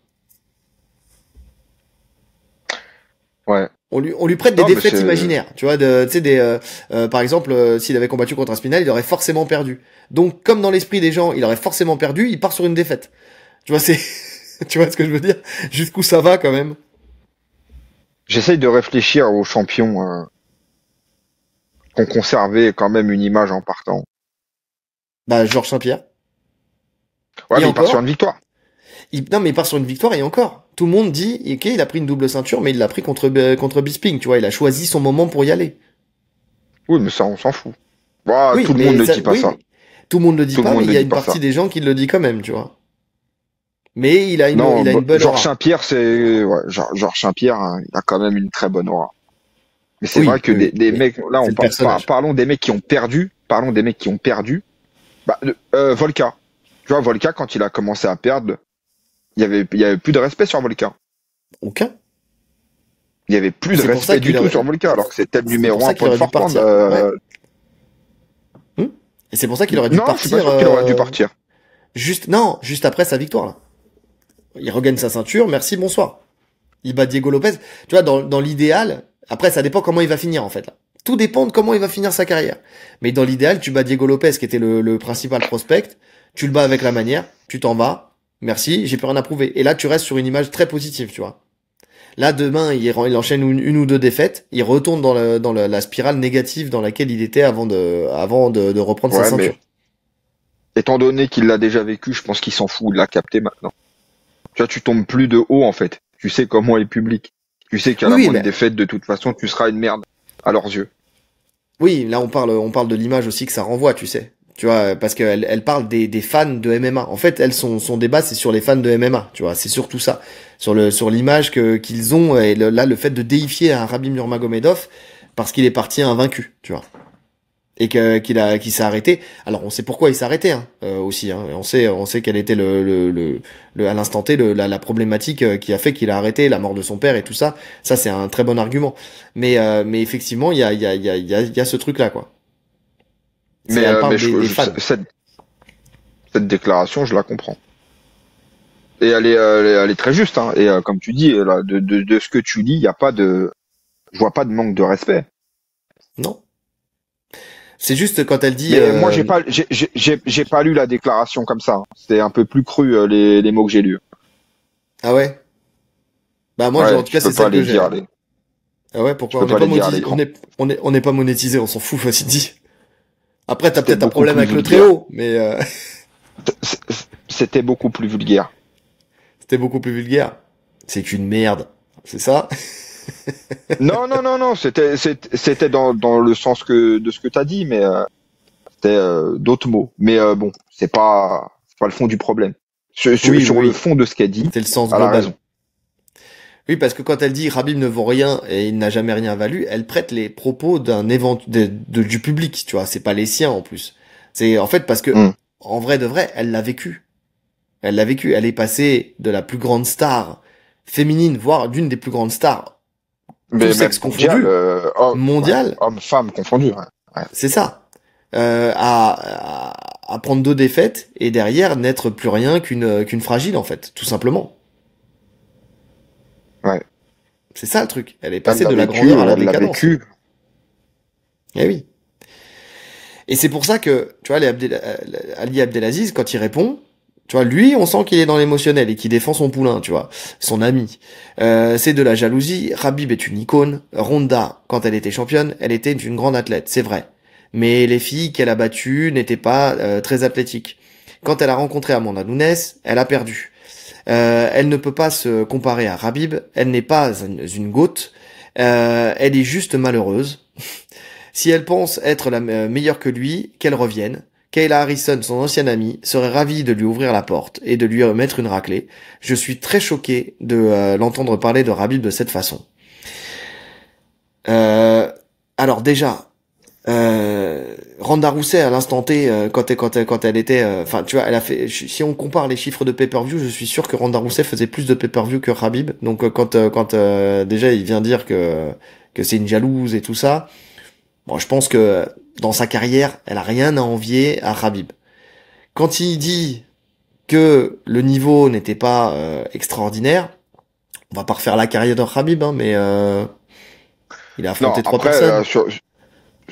sur ce point, je suis d'accord. C'est vrai qu'elle arrive à une époque où le MMA féminin commence à l'UFC et où le niveau est bien moindre que le niveau actuel. Bien sûr. Bah, tu vois, une Chukagian, qu'est-ce que je raconte? Pas Chukagian, Cupcake, Misha oh, Tate. Misha Tate. Misha Tate. Misha Tate, Misha Tate, quand même, tu vois, c'était pas non plus, tu vois, une adversaire en carton, tu vois ce que je veux dire. Elle était quand même assez complète et tout ça. Elle aussi, elle était alors c'était pas, mais en fait, comparer le MMA moderne à Amanda Nunes, elle roulait sur les anciens, sur les nouveaux, sur tout le monde. Tu vois, enfin, Amanda Nunes, tu peux pas comparer. Tu vois, c'est l'élite de l'élite, c'est la GOAT du MMA féminin. Tu vois. Même sans passer par quand sa première défaite, c'est Holly Holm. C'est Holly Holm, où elle se fait outstriker parce qu'elle a fait le con, en fait, tout simplement, parce qu'elle a, et en fait, son plus gros problème dans ce combat-là, c'est qu'elle est tombée sur une boxeuse d'élite et que on lui a fait croire pendant longtemps que c'était une boxeuse Qu'elle d'élite. savait boxer. Bah, ouais. Ben voilà. Je rappelle quand même qu'elle prétendait pouvoir battre Mayweather dans un combat de boxe anglaise. Ben bien sûr. Et tu sais, c'est quoi le pire? C'est que je pense qu'elle y croyait vraiment. Mais c'est elle là en où était il y a persuadée. le problème des yes man, quand il y a des gens autour de toi qui font que de te monter, tu finis par y croire. Et elle Mais le c'est ça. croyait vraiment. Elle pensait qu'elle pouvait rivaliser avec un champion de boxe anglaise dans le ring normal. Mais on est d'accord. Et c'est pour ça qu'elle a pris une grosse porte dans la tronche. Parce que si elle avait fait du Ronda Rousset, peut-être qu'elle passe ce fight. Hein. Alors, Non, elle serait je pense pas. Peut-être, j'ai dit. J'ai dit peut-être. Faudrait que je revoie le fight, mais je pense qu'elle Bon, elle lui a essayé. Hein. après. Ouais, elle Ouais, a essayé de l'attraper. ouais, Elle pouvait pas. mais est-ce qu'elle s'est préparée dans le sens là, tu vois? Ou est-ce qu'elle s'est préparée à faire un combat de striking? Tu vois, quelle stratégie t'as mis en place? Non, elle mettait tout le temps du judo en place, Ronda. Elle mettait Ouais, tout le mais temps bon, son là, judo en on est, place. ouais, mais C'est juste que quand tu tombes sur une athlète. Remets le contexte. Elle a toujours mis du judo en place, mais à cette époque-là, c'était le paroxysme de la. Souviens-toi les vidéos avec Conor McGregor qui se tapait une barre et tout ça, que sur Ronda qui était à la patte d'ours. On était quand même au paroxysme de Ronda s'est boxée et c'était là où vraiment on était dans le truc où Ronda c'était l'élite de la boxe féminine. Tu vois, donc je pense c'est là où elle s'est vraiment perdue dans sa boxe, tu vois. Un peu comme un Demian Déjà, Maia avant qu'il prenne son KO, quoi. pour revenir sur la carrière de Honda, elle a quand même eu la malchance d'être mal entourée. Elle avait un coach en carton. Son coach, il était catastrophique. Et alors, je pense que son jeu est arrivé à une époque où c'était limité. Puis après, on s'est rendu compte que c'était assez facile finalement à contrer une combattante unidimensionnelle de judo. Parce que Ouais, Honda, elle savait pas shooter. Enfin, elle avait toujours les mêmes attaques, tu vois. Une fois que tu avais compris ok. ça et que on est rentré, surtout que Holly Holm, elle était coachée chez Greg Jackson. On sait que c'est Mhm. des maîtres du game plan. Donc finalement, c'était logique qu'elle perde, qu'elle arrive pas à Ok. imposer son jeu. Euh, Ali Abdelaziz nous a donné complètement le contre-exemple dans sa déclaration. Kayla Harrison, elle fait quoi de plus? À part 20 kilos de muscles en plus.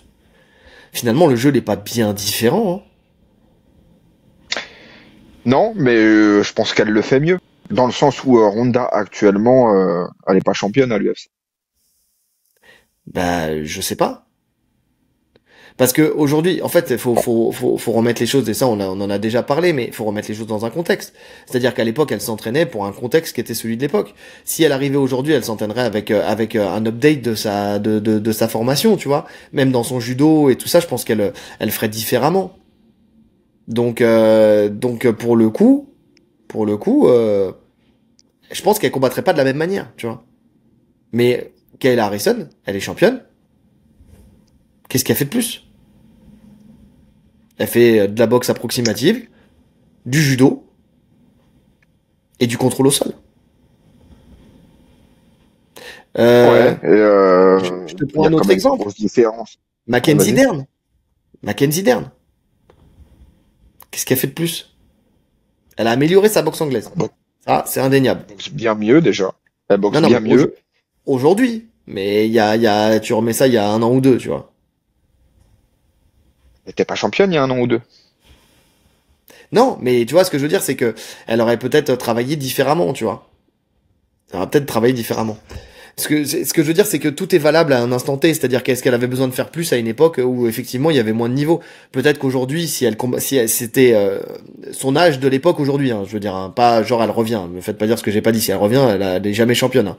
Mais si elle arrivait aujourd'hui dans le game, elle combattrait sûrement différemment. Oh, mais ça c'est impossible à savoir de toute façon.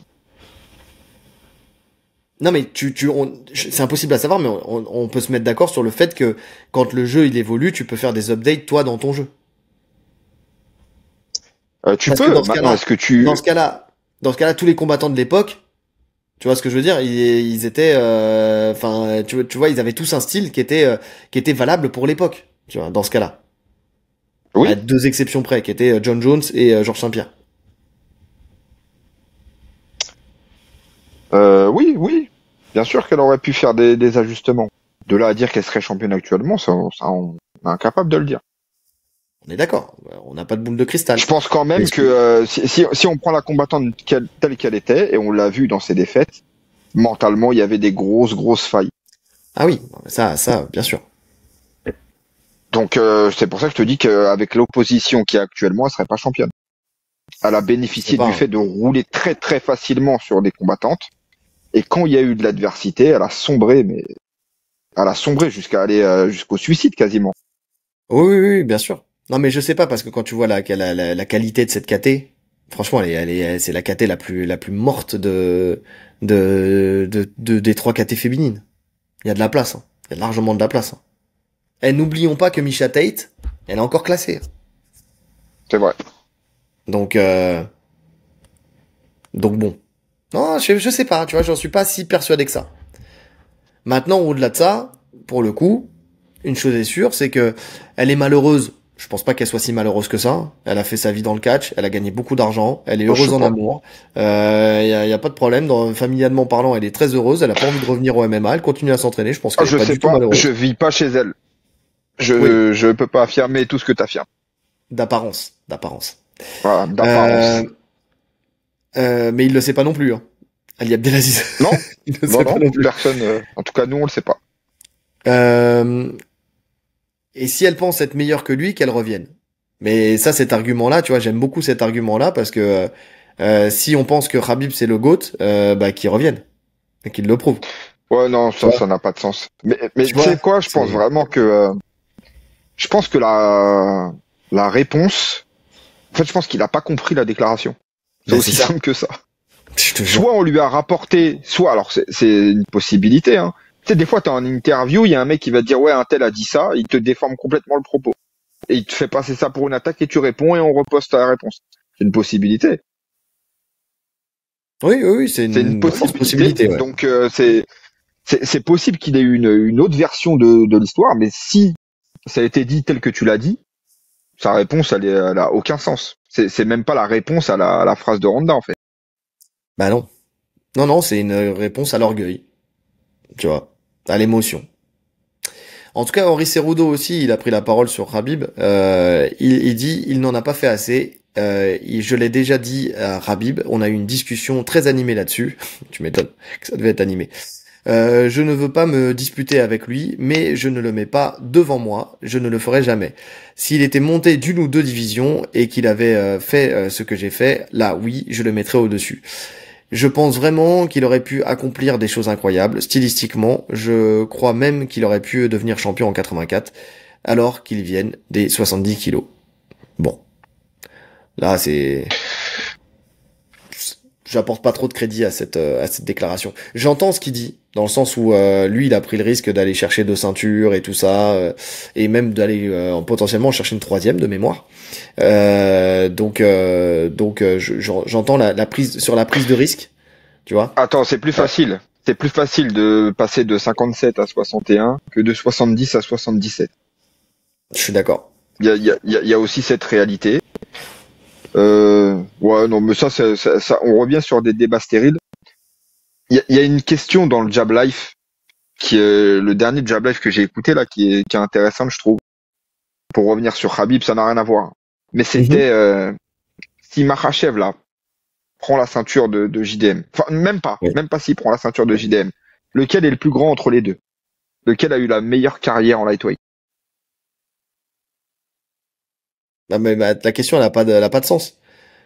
S'il prend la KT du dessus, lequel a la meilleure carrière dans la KT du dessous? Non, c'est pour ça que je te dis, oublie. Qui a la meilleure legacy? Non. C'est ça que tu veux dire? Oublie la KT du dessus. Je parle pas de la KT du dessus, là. Là, on reste en lightweight. D'accord. Qui a le meilleur run en lightweight?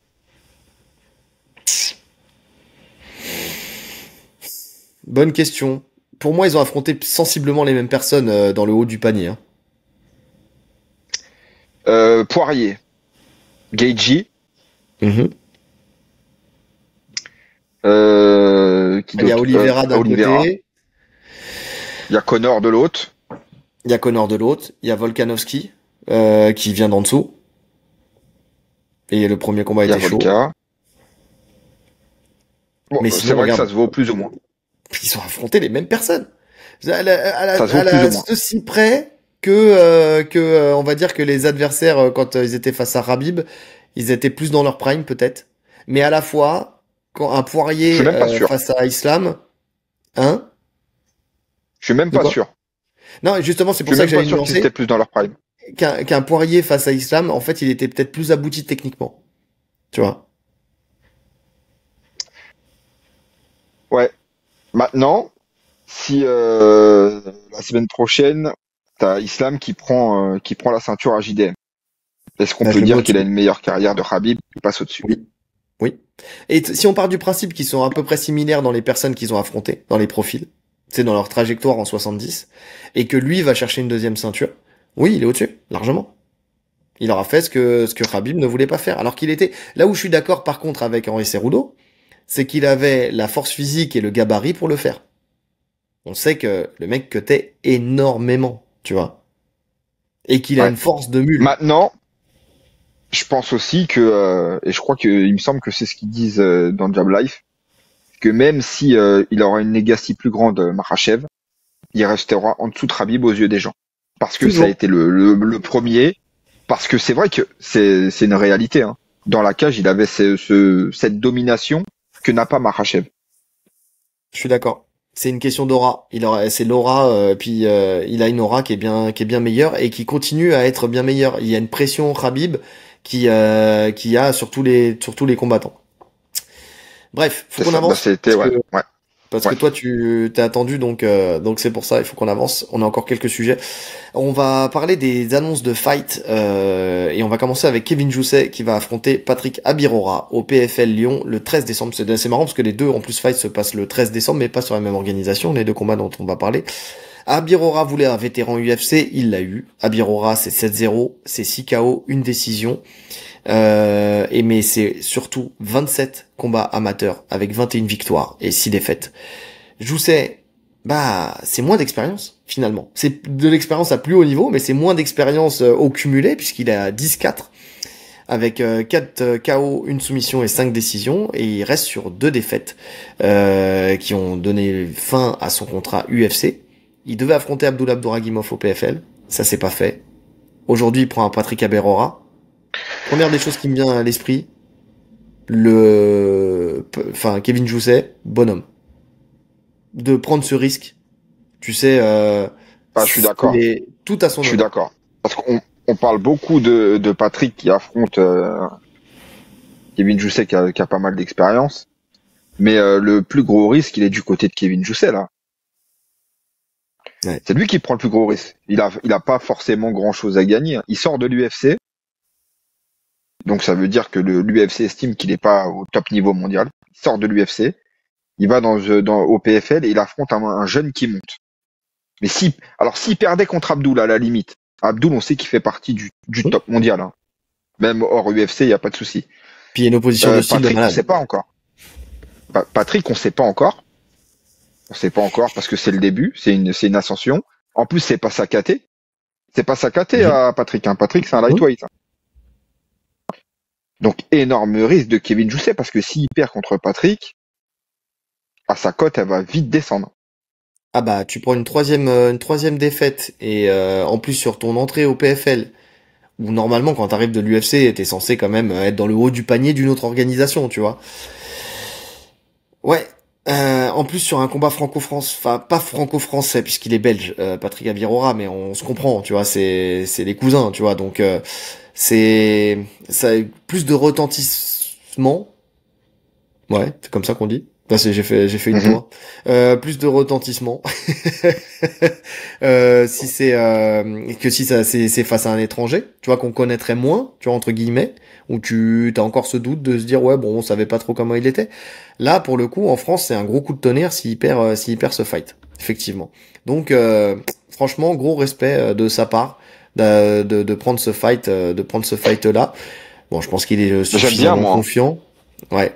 J'aime bien ces fights-là. Hein. C'est vrai que le PFL, quand ils viennent en France, des oppositions franco-francophones qui font, c'est intéressant.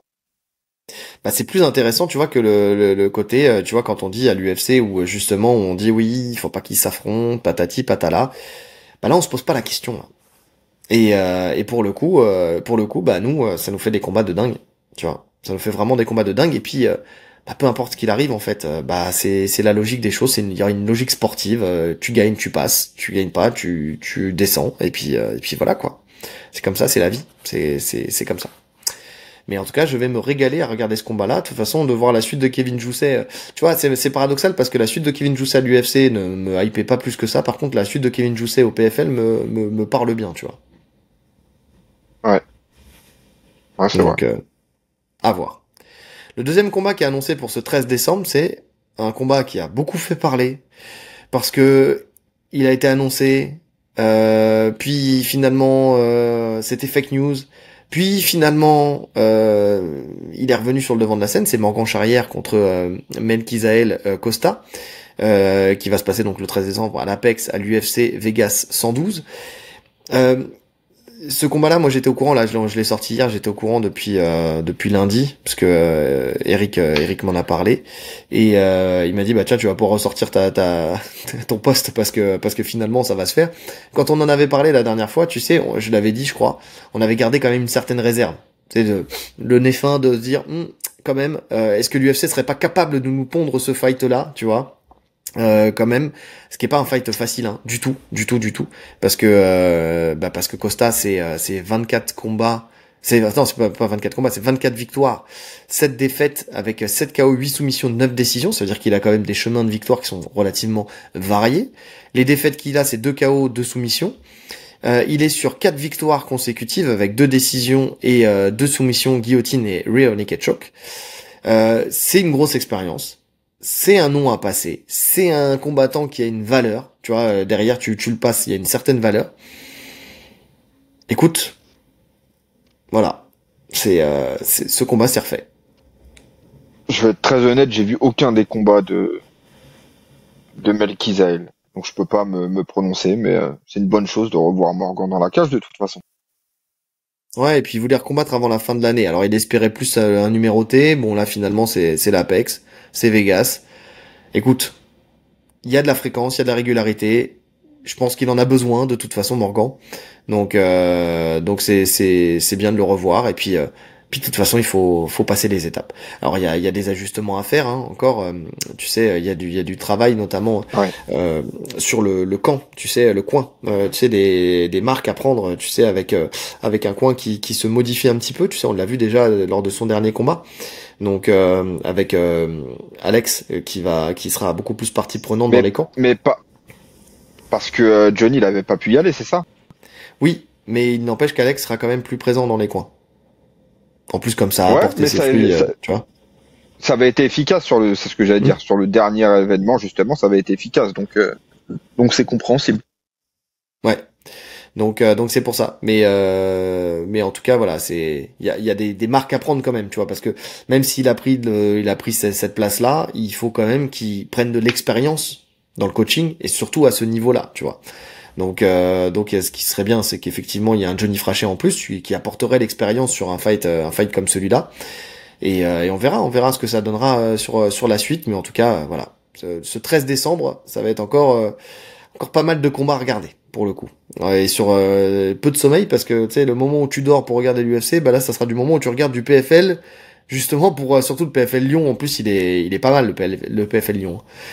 Donc hâte de voir ce que ça va donner. On continue avec de la boxe anglaise, Gervonta Davis qui est out du fight. Derrière, s'en est suivi une recherche de Jake Paul d'avoir un nouvel adversaire, ce qui a conduit à un clash contre Ngannou. C'est surtout de ça dont on va parler. Le combat a été prévu le 14 novembre à Miami. Visiblement, Gervonta Davis, sa vie, elle est pas ouf, tu sais, dans le sens où il est interpellé plusieurs fois pour agression, surtout envers son ex-compagne, qui est la mère de ses enfants. C'est pas la première fois. Voilà, donc tout ça a fait que derrière tu peux pas continuer à combattre.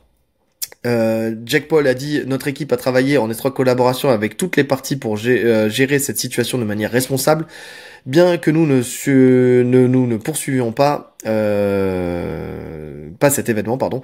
Notre plan reste de faire combattre Jake Paul en tête d'affiche de Netflix en 2025. Les détails concernant la date et le lieu, l'adversaire de Jake et les combattants additionnels seront communiqués dès qu'ils seront finalisés.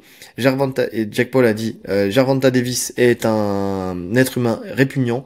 Travailler avec lui est un cauchemar. Son comportement est complètement irresponsable. Il arrive en retard. Il fait des demandes absurdes et a été arrêté plusieurs fois.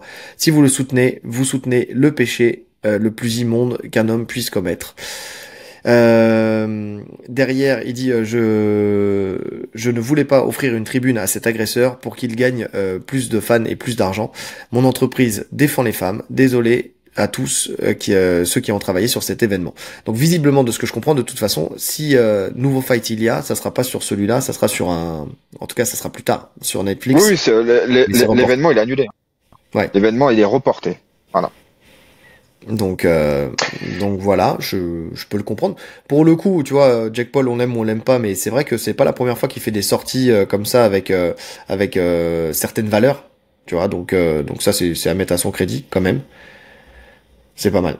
Déjà pour le coup. Ouais, non, oui, c'est vrai. Bah après, je connais pas sa vie, je connais pas assez le personnage, je le suis pas pour savoir si il est en accord avec tout ce qu'il dit. Mais il a l'air, en tout cas dans ses déclarations, assez droit et assez professionnel quand il s'engage sur un contrat ou autre, et même dans les choses qu'il défend. Justement, on en parlera avec Ngannou, où il dit que plusieurs fois il l'a défendu, notamment pour les contrats UFC, etc.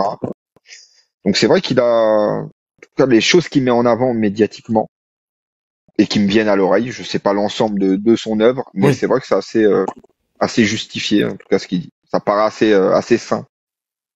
Après, pour Ngannou, c'est surtout aussi qu'il était en petite guéguerre aussi contre l'UFC et que ça l'arrangeait bien aussi de prendre le parti d'Ngannou à ce moment-là. En tout cas, dans les personnes qui ont été vues pour un remplacement, entre autres, il y avait Ryan Garcia, Terence Crawford. Donc pour rester dans ce qui se fait de mieux dans la boxe entre guillemets, bon, même si Ryan Garcia là en ce moment c'est pas bon, mais bon. En tout cas, Terence Crawford, un peu mais je crois que je me demande si c'est pas pire que Gervonta Davis, Terence Crawford pour le coup. Non mais pourquoi faire en plus? Et oui, ça je suis d'accord. Et dans les noms, il y avait côté MMA plutôt Ngannou et Ned Diaz. Donc Ngannou, il a réagi. Il dit oui, Nakisa Badarian m'a contacté l'autre jour et m'a expliqué qu'il cherchait un remplaçant pour Gervonta, et après l'avoir écouté, je n'ai pas trop compris. J'ai dit ok, mais qu'est-ce que je peux faire pour vous? Et il m'a répondu: on cherche un remplaçant. Mais je ne comprenais toujours pas, alors je lui ai demandé: oui, mais exactement, qu'est-ce que je peux faire pour vous? Et il m'a dit: eh bien, on pensait à toi pour affronter Jake. Et là j'ai fait: quoi? Qui est Jake? Alors, ça c'est un petit manque de respect quand même. J'ai été tellement confus, je ne m'y attendais pas du tout. Il m'a dit: Jake Paul, tu sais, il doit combattre. Et moi: non mon frère, arrête. Je ne manque pas de respect comme ça. Ne me manque pas, pardon, de respect comme ça. Ils ont même ajouté ensuite: et si les chiffres sont bons? Il m'a envoyé les montants et je lui ai dit: ce n'est pas une question d'argent. Si c'était ça, on aurait pu en discuter et je te l'aurais dit, mais je ne suis pas intéressé, ça n'a aucun sens pour moi. C'est pas ce que je veux faire en ce moment. Comment peuvent-ils passer de Gervonta Davis à Francis Ngannou? Non, il n'y aura jamais un truc pareil. Comment peuvent-ils passer de Gervonta Davis à Francis Ngannou? Gervonta Davis est un boxeur exceptionnel, un vrai cogneur capable de mettre KO en un coup, mais enfin, ce sont deux mondes totalement différents, ça n'a aucun sens. Gervonta Davis, ok, on peut dire que la différence de taille équilibre un peu, mais à ce stade, pour moi, accepter, ça n'aurait aucun sens. Ça a un peu vexé Jack Paul, légèrement. Il a dit, cher Francis, dis simplement que tu t'es déjà fait humilier en boxe et que tu as peur de perdre contre Jack Paul. J'accepte ça. Tu es facile à battre, mon ami. Tu es lent, comme si tu étais coincé dans de la boue. Et à ça, Ngannou a rebondi en disant, choisis bien tes mots, garçon. Je suis d'accord sur le fait que tu as besoin de quelqu'un pour te remettre à ta place, pour ce que tu as fait à Mike Tyson, mais reste à ta place. Mon camp a aidé le tien. Je t'ai défendu encore et encore. Ça, c'est Jack Paul qui a répondu. Encore et encore. Pas plus maintenant. Regarde-moi. Désolé, je suis en train de bugger complètement. Je suis en hypoglycémie, j'ai faim. Pour faire ce podcast, là, j'ai pas mangé encore. Hein. Donc, je t'ai défendu encore et encore. Plus maintenant. Regarde-toi dans le miroir. Dieu même n'aime pas les gens laids. Peut-être que la vérité, c'est que tu es faux, un acteur plus sain que tout le monde, alors que en réalité, tout a toujours été question de toi. Peut-être que tu devrais utiliser ta plateforme pour parler à la jeunesse de ton pays. Poster un drapeau, ça ne suffit pas. Au lieu de faire des interviews sur TMZ comme un escroc pour parler de moi. Petit retour à la réalité, je te mets KO en boxe et John le ferait aussi, John Jones. Tu as parlé en ma faveur par le passé. Nous sommes, je suis en train de bugger un truc de ouf. Ça y est, je vais me faire encore allumer dans les commentaires, mais c'est pas grave. Je m'en fous, je l'assume. Mais nous ne sommes toujours pas sur la même longueur d'onde. Grandis un peu et ne descends pas si bas. Voilà, ça y est, je suis allé au bout de tout ça. Je suis fatigué. Bref, beaucoup de déclarations sur ces deux combattants. Pour le coup, qu'est-ce qu'on peut dire de toute façon, alors ce qu'on peut dire, c'est que moi je comprends complètement Ngannou. Pour le coup, je comprends, puisque c'est ce que je reproche à chaque fois que les combattants pros justement acceptent les combats contre les influenceurs, etc. Je trouve que ça n'a aucun sens. Donc je comprends tout à fait. C'est juste Jack Paul qui a un peu du mal à digérer et que son ego en a pris un coup. Je pense que c'est une bonne chose pour lui que le combat ne se fasse pas, parce que ça allait être très compliqué pour lui. Prépa ou pas prépa, là on est sur un autre niveau de puissance et de niveau. C'est ça. Donc c'est une bonne chose que ça se fasse pas. Je suis même pas sûr qu'il voulait forcément que ça se fasse. En vrai, je pense qu'il a proposé à pas mal de gens, mais je suis pas sûr que. Parce qu'il y a un truc qu'on peut pas lui reprocher à Jack Paul, c'est que dans le choix de ses adversaires, il est toujours très intelligent. Mm-hmm. Et là, pour le coup, c'était loin d'être intelligent. Bah, je suis d'accord avec toi parce que effectivement, il a beau dire qu'il est lent, qu'il s'est fait humilier par le monde de la boxe, mais au final, Jack Paul, t'as affronté qui? Parce que pour le coup, si on fait les comptes, on en a un qui a affronté Tyson Fury et Joshua. Et toi, t'as affronté Mike Tyson de 112 ans. Et c'est et des mecs du MMA, tu vois, des mecs du MMA. Et des mecs du MMA, je parle de la boxe. Hein. Je parle vraiment de boxeurs. Et il y a Tommy Fury, Tommy Fury qui l'a affronté. Eh ben, il a perdu, non? Ou il y a eu match nul ou il a perdu? Ouais, je crois que, je sais plus s'il y a match nul ou s'il perd, mais en tout cas, quoi qu'il arrive, c'est à 1000 km de ce qu'a affronté, Ngannou, tu vois, pour le coup, en anglaise. Oui, mais, et au-delà de ça, il a toujours l'avantage de gabarit que là, il n'aurait pas. Mm-hmm. Non, mais ça n'a pas de sens. Ça n'a pas de sens. Maintenant, c'est du Jack Paul. Ça, faut pas oublier que quand même son cœur de métier, c'est pas la boxe, c'est les médias. Et ça fait du buzz. C'est tout. Et ça fait du buzz. C'est vrai que ça fait du buzz. Mais en tout cas, pour le coup, effectivement, Ngannou, ce que j'aime, c'est que, tu vois, par contre, pour le coup, ses valeurs, tu vois, elles sont pas financières. Alors, le financier rentre en ligne de compte, hein, il a fait en sorte de mieux gagner sa vie. Mais pour le coup, tu vois, c'est pas le tarif comme il dit en fait, c'est pas ce que je prévois pour la suite. Je pense qu'il est dans une logique quand même de legacy aussi, tu vois, derrière. Et affronter Jack Paul ne lui donne pas de legacy. Bah bien sûr. Donc, je pense que même tu lui proposes le même contrat ou même un peu moins pour affronter Wilder, parce qu'on sait que c'est un combat qui lui tient à cœur, ça fait longtemps qu'il en parle. Il va affronter Wilder pour un peu moins. Alors que Jack Paul sera un combat facile pour plus. Je suis d'accord. Et puis pour le coup, je le mets 100% vainqueur. Hein. Bah, il s'est amélioré, hein, Jack Paul, il y a pas de problème, il est plus rapide peut-être et tout ça, mais voilà, enfin. Non. Même, je te dis, même s'il rentre brouillon, même sans s'être amélioré, il y a trop de puissance, c'est un autre monde. C'est ça. Une seule et c'est fini. On est d'accord. Bref, on termine parce on arrive à la fin de ton temps. Avec la question auditeur. Donc ça faisait longtemps qu'on avait pas une question d'auditeur, c'est une question de Vincent Mathias, qui dit qu'il a vu On the Road, donc avec Mathias Jardin et Kenji7 Matsushima, le podcast sur le JJB qui est animé par notre ami justement, pardon, Willy Dacoury. Et en vrai, sa question, donc, qui lui est venue en écoutant ce podcast-là, il dit club privé ou association dans le sport de combat, JJB, boxe, MMA, boxe thaï, etc. Si les associations disparaissent, passons-nous à côté de jeunes talents qui n'auront peut-être pas les moyens d'accéder au club privé. Le haut niveau passe-t-il forcément par la monétisation de l'enseignement? J'aime beaucoup cette question. J'aime énormément cette question parce que comment? C'est une bonne question, bien complexe. Ouais, c'est bien complexe parce que effectivement, il y a pas de vérité vraie dans cette question-là. C'est même si alors moi j'ai répondu, tu sais, j'ai écrit mes notes hier et j'ai écouté le podcast aujourd'hui. J'avais pas eu l'occasion de l'écouter encore. Je l'ai écouté aujourd'hui pour voir un petit peu tu vois ce qui ressortait du podcast et je voulais pas être influencé par justement ce qui était dit dessus.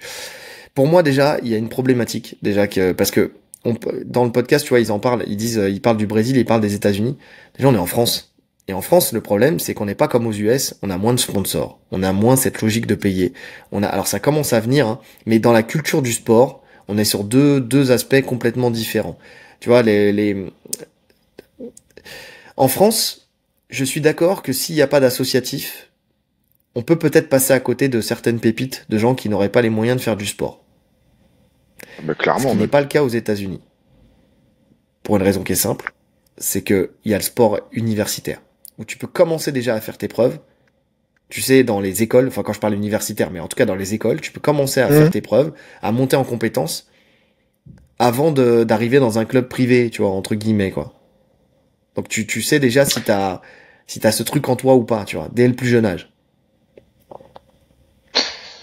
Ouais. Pour parler de la France, pour moi, en tout cas dans les sports de combat, même dans tous les sports en fait, les associations c'est crucial. C'est crucial.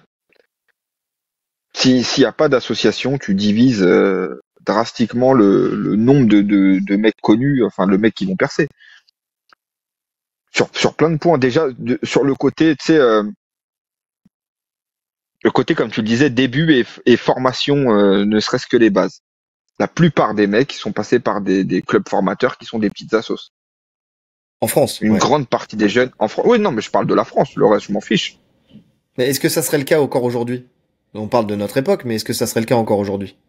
Est-ce qu'il n'y a pas des gens qui commenceraient directement par des clubs privés? Si, tu peux. Bien sûr que tu peux. Mais la question c'est est-ce que tu perdrais on passera à côté de talent. Donc oui, on passera à côté d'énormes talents. Écoute, moi j'en suis pas persuadé. J'en suis pas persuadé parce que si tu changes toute la logique, tu vois, du sport et que tu retires les associations. Alors, je dis pas que je veux que ça parte ou pas. Hein. Tu vois, là je parle factuellement, tu vois. Je pense que les gens qui sont vraiment intéressés par le sport feront les sacrifices nécessaires. Tu vois, alors ça changerait en fait tout le paradigme aussi. Hein. C'est-à-dire qu'on serait dans un sport qui serait plus professionnalisant aussi, tu sais, en France. Et pour le coup, les gens se donneraient les moyens d'aller faire du sport. Et pour le coup, les plus motivés seraient aussi ceux qui seraient les plus susceptibles d'aller très haut. Tu vois ce que je veux dire? C'est-à-dire que effectivement, tu passerais peut-être à côté d'un mec qui venait comme ça pour faire un peu de sport et puis qui s'avère être bon. Ok, certes, mais qui ne serait peut-être pas, tu sais, enclin à aller au bout de la chose. Tu vois, parce que le mindset ne serait pas tu sais, le même qu'un mec qui vient. Tu sais, je pense à Gordon Ryan qui payait 5000 balles de loyer à New York pour s'entraîner à la Renzo et sans avoir de certitude de devenir le Gordon Ryan qu'on connaît aujourd'hui. Tu vois ce que je veux dire? C'est des mecs qui aujourd'hui travailleraient, essaieraient de gagner assez d'argent pour venir s'entraîner, quand tu payes, t'es beaucoup plus assidu. Tu vois, quand tu payes, que tu payes une somme pour quelque chose, tu sais pourquoi tu payes, tu vas pas t'amuser à venir en dilettante. Donc je pense que ça maximiserait les résultats à terme. Oui, on passerait à côté peut-être de certains profils, mais dont t'as pas la certitude qu'ils iraient très loin. Par contre, à côté, ceux que tu récupérerais, c'est des gens. Je parle des sportifs de haut niveau. Hein, je parle pas du lambda qui vient s'entraîner et tout ça. Hein. Ceux qui viendraient seraient des gens qui seraient déter à réussir parce que derrière il y aurait une notion monétaire, tu vois, derrière. Mais c'est déjà, c'est déjà le cas. C'est juste que je pense que je te dis, les associations, ça te met quand même un pied à l'étrier. C'est un détecteur de talent. Très souvent, les mecs qui font carrière derrière, ou en tout cas qui se rendent compte qu'ils veulent en faire carrière, bougent dans des structures privées. Parce que planning beaucoup plus large, parce que plus de moyens, etc. Mais ça a quand même un rôle de détection, les associations, que je juge très très important. Ouais. Oui, non, après, je suis d'accord aussi là-dessus, hein. C'est pour ça, tu sais, bah, tu connais ma politique, moi, hein, sur le fait de garder des prix contenus et tout ça. Maintenant, c'est vrai que le sport associatif nous met aussi dans un truc où, derrière, bah, le sport a du mal à se développer, mais à se développer complètement. C'est-à-dire que la structure associative fait que, bah, chacun peut ouvrir sa petite salle, et puis, en fait, personne ne vit véritablement du sport. Donc derrière, t'as moins de, t'as pas cet écrémage, tu vois, qui peut se faire aussi de par le fait d'avoir la compétence, tu vois, pour pouvoir enseigner. Quand on parle du fait que est-ce que le sport de haut niveau doit être forcément monétisé, enfin tu sais pour atteindre le haut niveau, non, mais à la fois ça aide vachement parce que une salle privée, t'as pas les contraintes de l'associatif. Tu vois, c'est ce que disait très bien Kenji et je partage son point de vue parce que ça me parle énormément.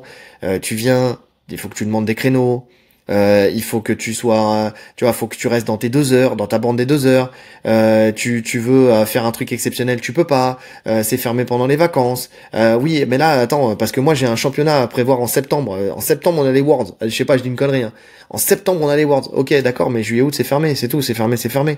Tu vois. Donc tout ça, ça vient nuire. Et là, je l'ai vécu aux Europes la semaine dernière. Hein, ça vient nuire à la réussite de tes élèves aussi. Tu vois, c'est-à-dire qu'avec toute la bonne volonté, même si tu arrives à faire des choses plutôt pas mal avec 3 créneaux par semaine, quand tu as des cours toute la semaine, que tu as un cours spécifique compétiteur, que tu as un cours spécifique drill, que tu as un cours spécifique ceci, spécifique cela, tu vois que la personne, si elle veut s'entraîner de 6 heures du matin à 22 heures, elle peut s'entraîner de 6 heures du matin à 22 heures. Ça aide vachement à la performance, tu vois. Ben, 1000 fois.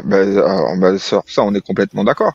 C'est pour ça que je précise bien que pour te mettre le pied à l'étrier, je pense que la sauce, c'est l'idéal. En plus, te donner le goût de l'effort, le goût du sport, etc. Et puis après, si tu te diriges vers de la compétition de haut niveau, pourquoi pas aller dans un club privé? C'est ça. Parce que Et puis même planning beaucoup plus large. Et après, toutes les assos, il y a assos où t'as 2 cours par semaine et t'as des assos qui fonctionnent quasiment comme des clubs privés, tu vois. c'est rare. C'est que t'es bien avec la mairie, que t'as réussi à te mettre bien. C'est un prof sur 1000 profs. Tu vois ce que je veux dire? C'est trop peu. C'est trop à la marge pour qu'on puisse en faire tu vois une réalité. Tu vois. Oui, bien sûr, bien sûr. Mais ça existe. Ça existe. Mais tu vois, honnêtement, ça existe parce que toi tu le vis dans là où tu donnes des cours, où t'as le club toute la journée, où t'as les clés. Mais tu vois, à Saint-Ouen, pendant des années, il y avait que le RM Boxing où ils avaient ça, où ils avaient la salle toute la journée. Et là Et aujourd'hui, il t'as le performait. judo, Ouais. tu vois. Le Aujourd'hui, t'as le judo, judo, ouais. tu vois. Et c'est tout. Qui a récupéré un nouveau gymnase et qui se met bien. Au détriment des autres. D'ailleurs, c'est toujours au détriment des autres associations, d'ailleurs, au pire, au passage. Pour le coup. Ouais. Donc oui. Et c'est vrai que le RMB a formé des champions, et parce qu'il fonctionnait un peu comme une salle privée, quoi. Mais Mais avec des prix associatifs. ouais, mais un exemple qui n'a pas de valeur, parce que c'est vraiment l'exception qui confirme la règle, tu vois. Oui, je vois ce que tu veux dire. Non, mais c'est pour ça que je te dis, pour moi, ça a quand même un rôle très important, hein, sans dévier du sujet. ça a un rôle très important d'initier, de donner des bases. On le sait qu'il y a énormément de coachs de petites assos qui ont contribué à amener des mecs à un très bon niveau et leur nom sort nulle part. Il y a plein de coachs dans plein de petites villes qui méritent à être connus, qui font un travail de fou avec les jeunes et qui te donnent non seulement la passion du sport, le goût du travail, de l'entraînement, etc. Et moi, je pense que c'est primordial. Ouais, non, je suis d'accord. Bah, on va pas cracher dessus, hein. De toute façon, c'est ce qu'on vit nous au quotidien. Mais effectivement, après, qu'est-ce que je voulais dire? Après, le fait aussi de monétiser le sport et d'avoir des coachs qui sont donc rémunérés, bah, ça aide aussi à suivre, tu vois, ça devient ton métier. Et là, ça aide à suivre aussi tes athlètes à droite à gauche aussi, tu vois, ce que tu peux pas forcément faire quand c'est de l'associatif, que t'as ta journée de boulot, que derrière tu donnes ton cours et que tu dois aller partir en plus coacher en compétition un peu partout à tes frais. Tu vois, c'est aussi moins facile. Donc en fait, pour moi, le truc c'est que si tu professionnalises le sport, on sort un peu du loisir pour rentrer dans le monde pro. Tu vois, là, vraiment pour le coup, on serait un peu plus dans le monde pro. Alors il y aurait toujours des loisirs qui viendraient s'entraîner, qui viendraient faire du sport parce qu'ils auraient les moyens d'eux. Mais on va dire que ceux qui ont vraiment la dalle, tu vois, qui se donnent les moyens, qui veulent vraiment performer, là on rentrerait plus rapidement dans quelque chose de professionnel. Mais tu vois, même au-delà de ça, tu vois, il y a des gens qui ont la dalle dans les associations. Mais souvent, le fait que ça soit une association, que le tarif soit pas très élevé, que t'aies que quelques cours par semaine, tout ça, ça fait que t'as pas ce mindset professionnel que tu as plus, que tu retrouves plus dans une salle pro où tu viens, tu badges ta carte. Tu vois, t'es là, il y a salle pro. Quand tu dis salle pro et salle privée, je fais une distinction. Il y a des salles privées, c'est des cadres, des chefs d'entreprise qui veulent pas se rentrer en banlieue, ils vont en plein Paris juste pour se défouler, tu vois. Et eux ne deviendront jamais compétiteurs. Donc il y a quand même deux publics dans les salles privées. Mais c'est ce que je te dis. T'auras pro. Ouais, mais tu peux pas, enfin, tu peux pas forcément décorréler. Là, c'est parce que tu réfléchis sur les exemples que tu vois en France. Tu vois, où en fait, on a cette idée en France. Oui, mais moi, je parle que de la France. Oui, bien sûr. Mais tu sais, tu vois ce truc en France où on a cette idée que les salles qui transpirent, c'est les salles associatives. Tu vois, où vraiment, tu sais, voilà, il y a déjà, enfin, en majeur. Attends, je termine. C'est pour ça que je vais rajouter trois. Je vais mettre trois cas de figure. T'as les salles qui transpirent, c'est les salles associatives. Tu sais, tu viens t'entraîner dans les salles de boxe du 93, tu vois, où t'as la sueur qui dégoule qui coule des murs, ou les sacs qui font la tronche parce que les mecs ils tapent comme des brutes dessus. Tu vois ce que je veux dire? T'as vraiment ce truc-là. T'as les salles privées que tu viens de décrire, de gens qui viennent, cadres dynamiques, pour faire un peu de sport et qui se font de l'entre-soi, entre guillemets, tu vois. Même si tu peux retrouver quelques personnes, quelques profils de compétiteurs, voilà. Et après, t'as les salles pro, où là, c'est des salles qui sont plus dédiées compétition, et où là, tu sais pourquoi tu viens. Tu vois. Et encore, même dans ces salles compétition, dans ces salles pro compétition, t'as aussi du loisir, pour le coup. Tu vois, tu prends le MMA Factory, par exemple, t'as une partie loisir. Ils entraînent des enfants, ils entraînent des amateurs. Donc, il y a toujours cette partie-là. Mais quand tu regardes aux États-Unis, par exemple, tu as du loisir, mais le niveau, il est quand même très très très élevé. Tu vois, dans la plupart des grosses académies, je parle, des grosses académies type Atos, type One Jiu-Jitsu. Enfin, tu vois, t'as vraiment du niveau très élevé. Tu vois, c'est des clubs qui sont très formateurs et où il y a une émulation compétition de dingue. Tu vois, plus que limite que dans nos associations. Ouais. Après les clubs que tu m'as dit, pareil, c'est des clubs légendaires. Mais je pense que aux États-Unis, tu vas dans 80% des clubs privés qui sont pas forcément connus. Le niveau, le niveau n'est pas incroyable. Là, tu me cites des clubs de champions. Je t'ai pas parlé de niveau incroyable. Je te parle du fait que c'est un mindset qui est différent. C'est-à-dire que j'ai cette impression-là qu'ils ont moins de problèmes à amener des gens à la compétition et à former des mecs. Comment je pourrais dire ça? Il y a un mindset qui est différent. Quand tu dois bosser pour aller faire ton entraînement et tout ça, je te jure que quand tu dois payer véritablement un prix conséquent pour aller t'entraîner. Aux États-Unis, c'est $150, c'est la salle bas de gamme. Hein. $150 par mois, tu vois. Tu n'y vas pas de la même manière, tu vois. Maintenant aussi. Ouais. Après, est-ce que c'est pas la mentalité du pays qui fait que? Je suis d'accord. Plus que la mentalité d'autre chose.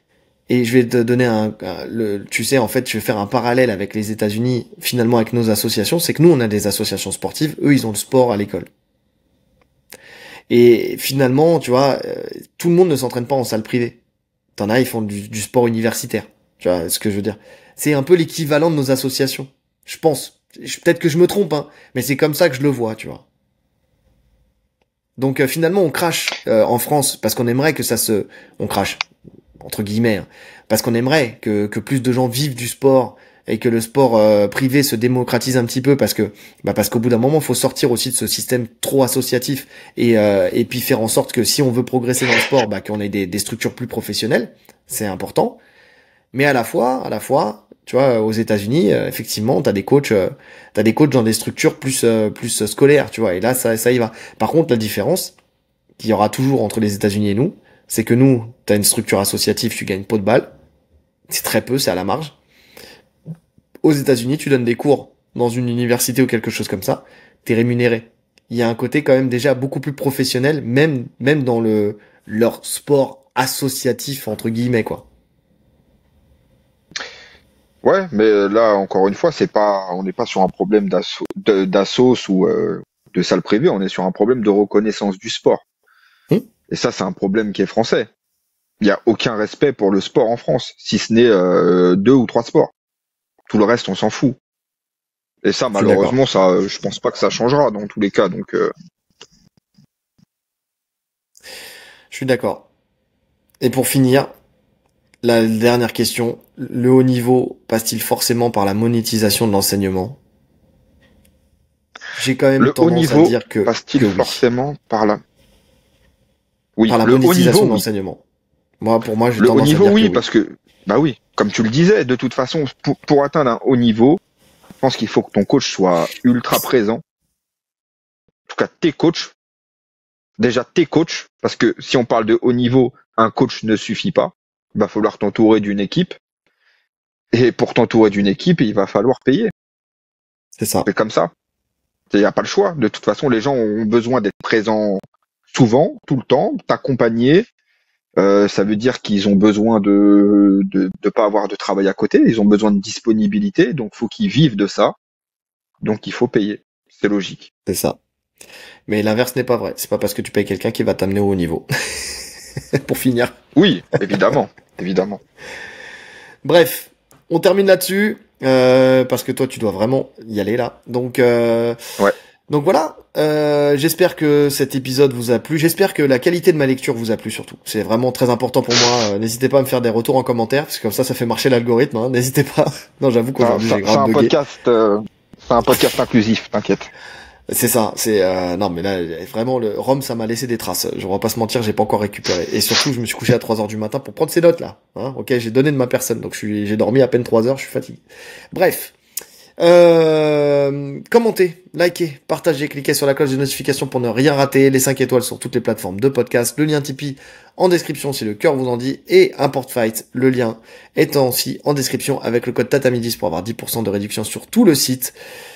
Bon, on a fait le tour, donc il ne reste plus qu'à vous souhaiter une bonne journée. Ou une bonne soirée. En fonction de l'heure à laquelle vous nous écoutez. Allez, salut. Salut.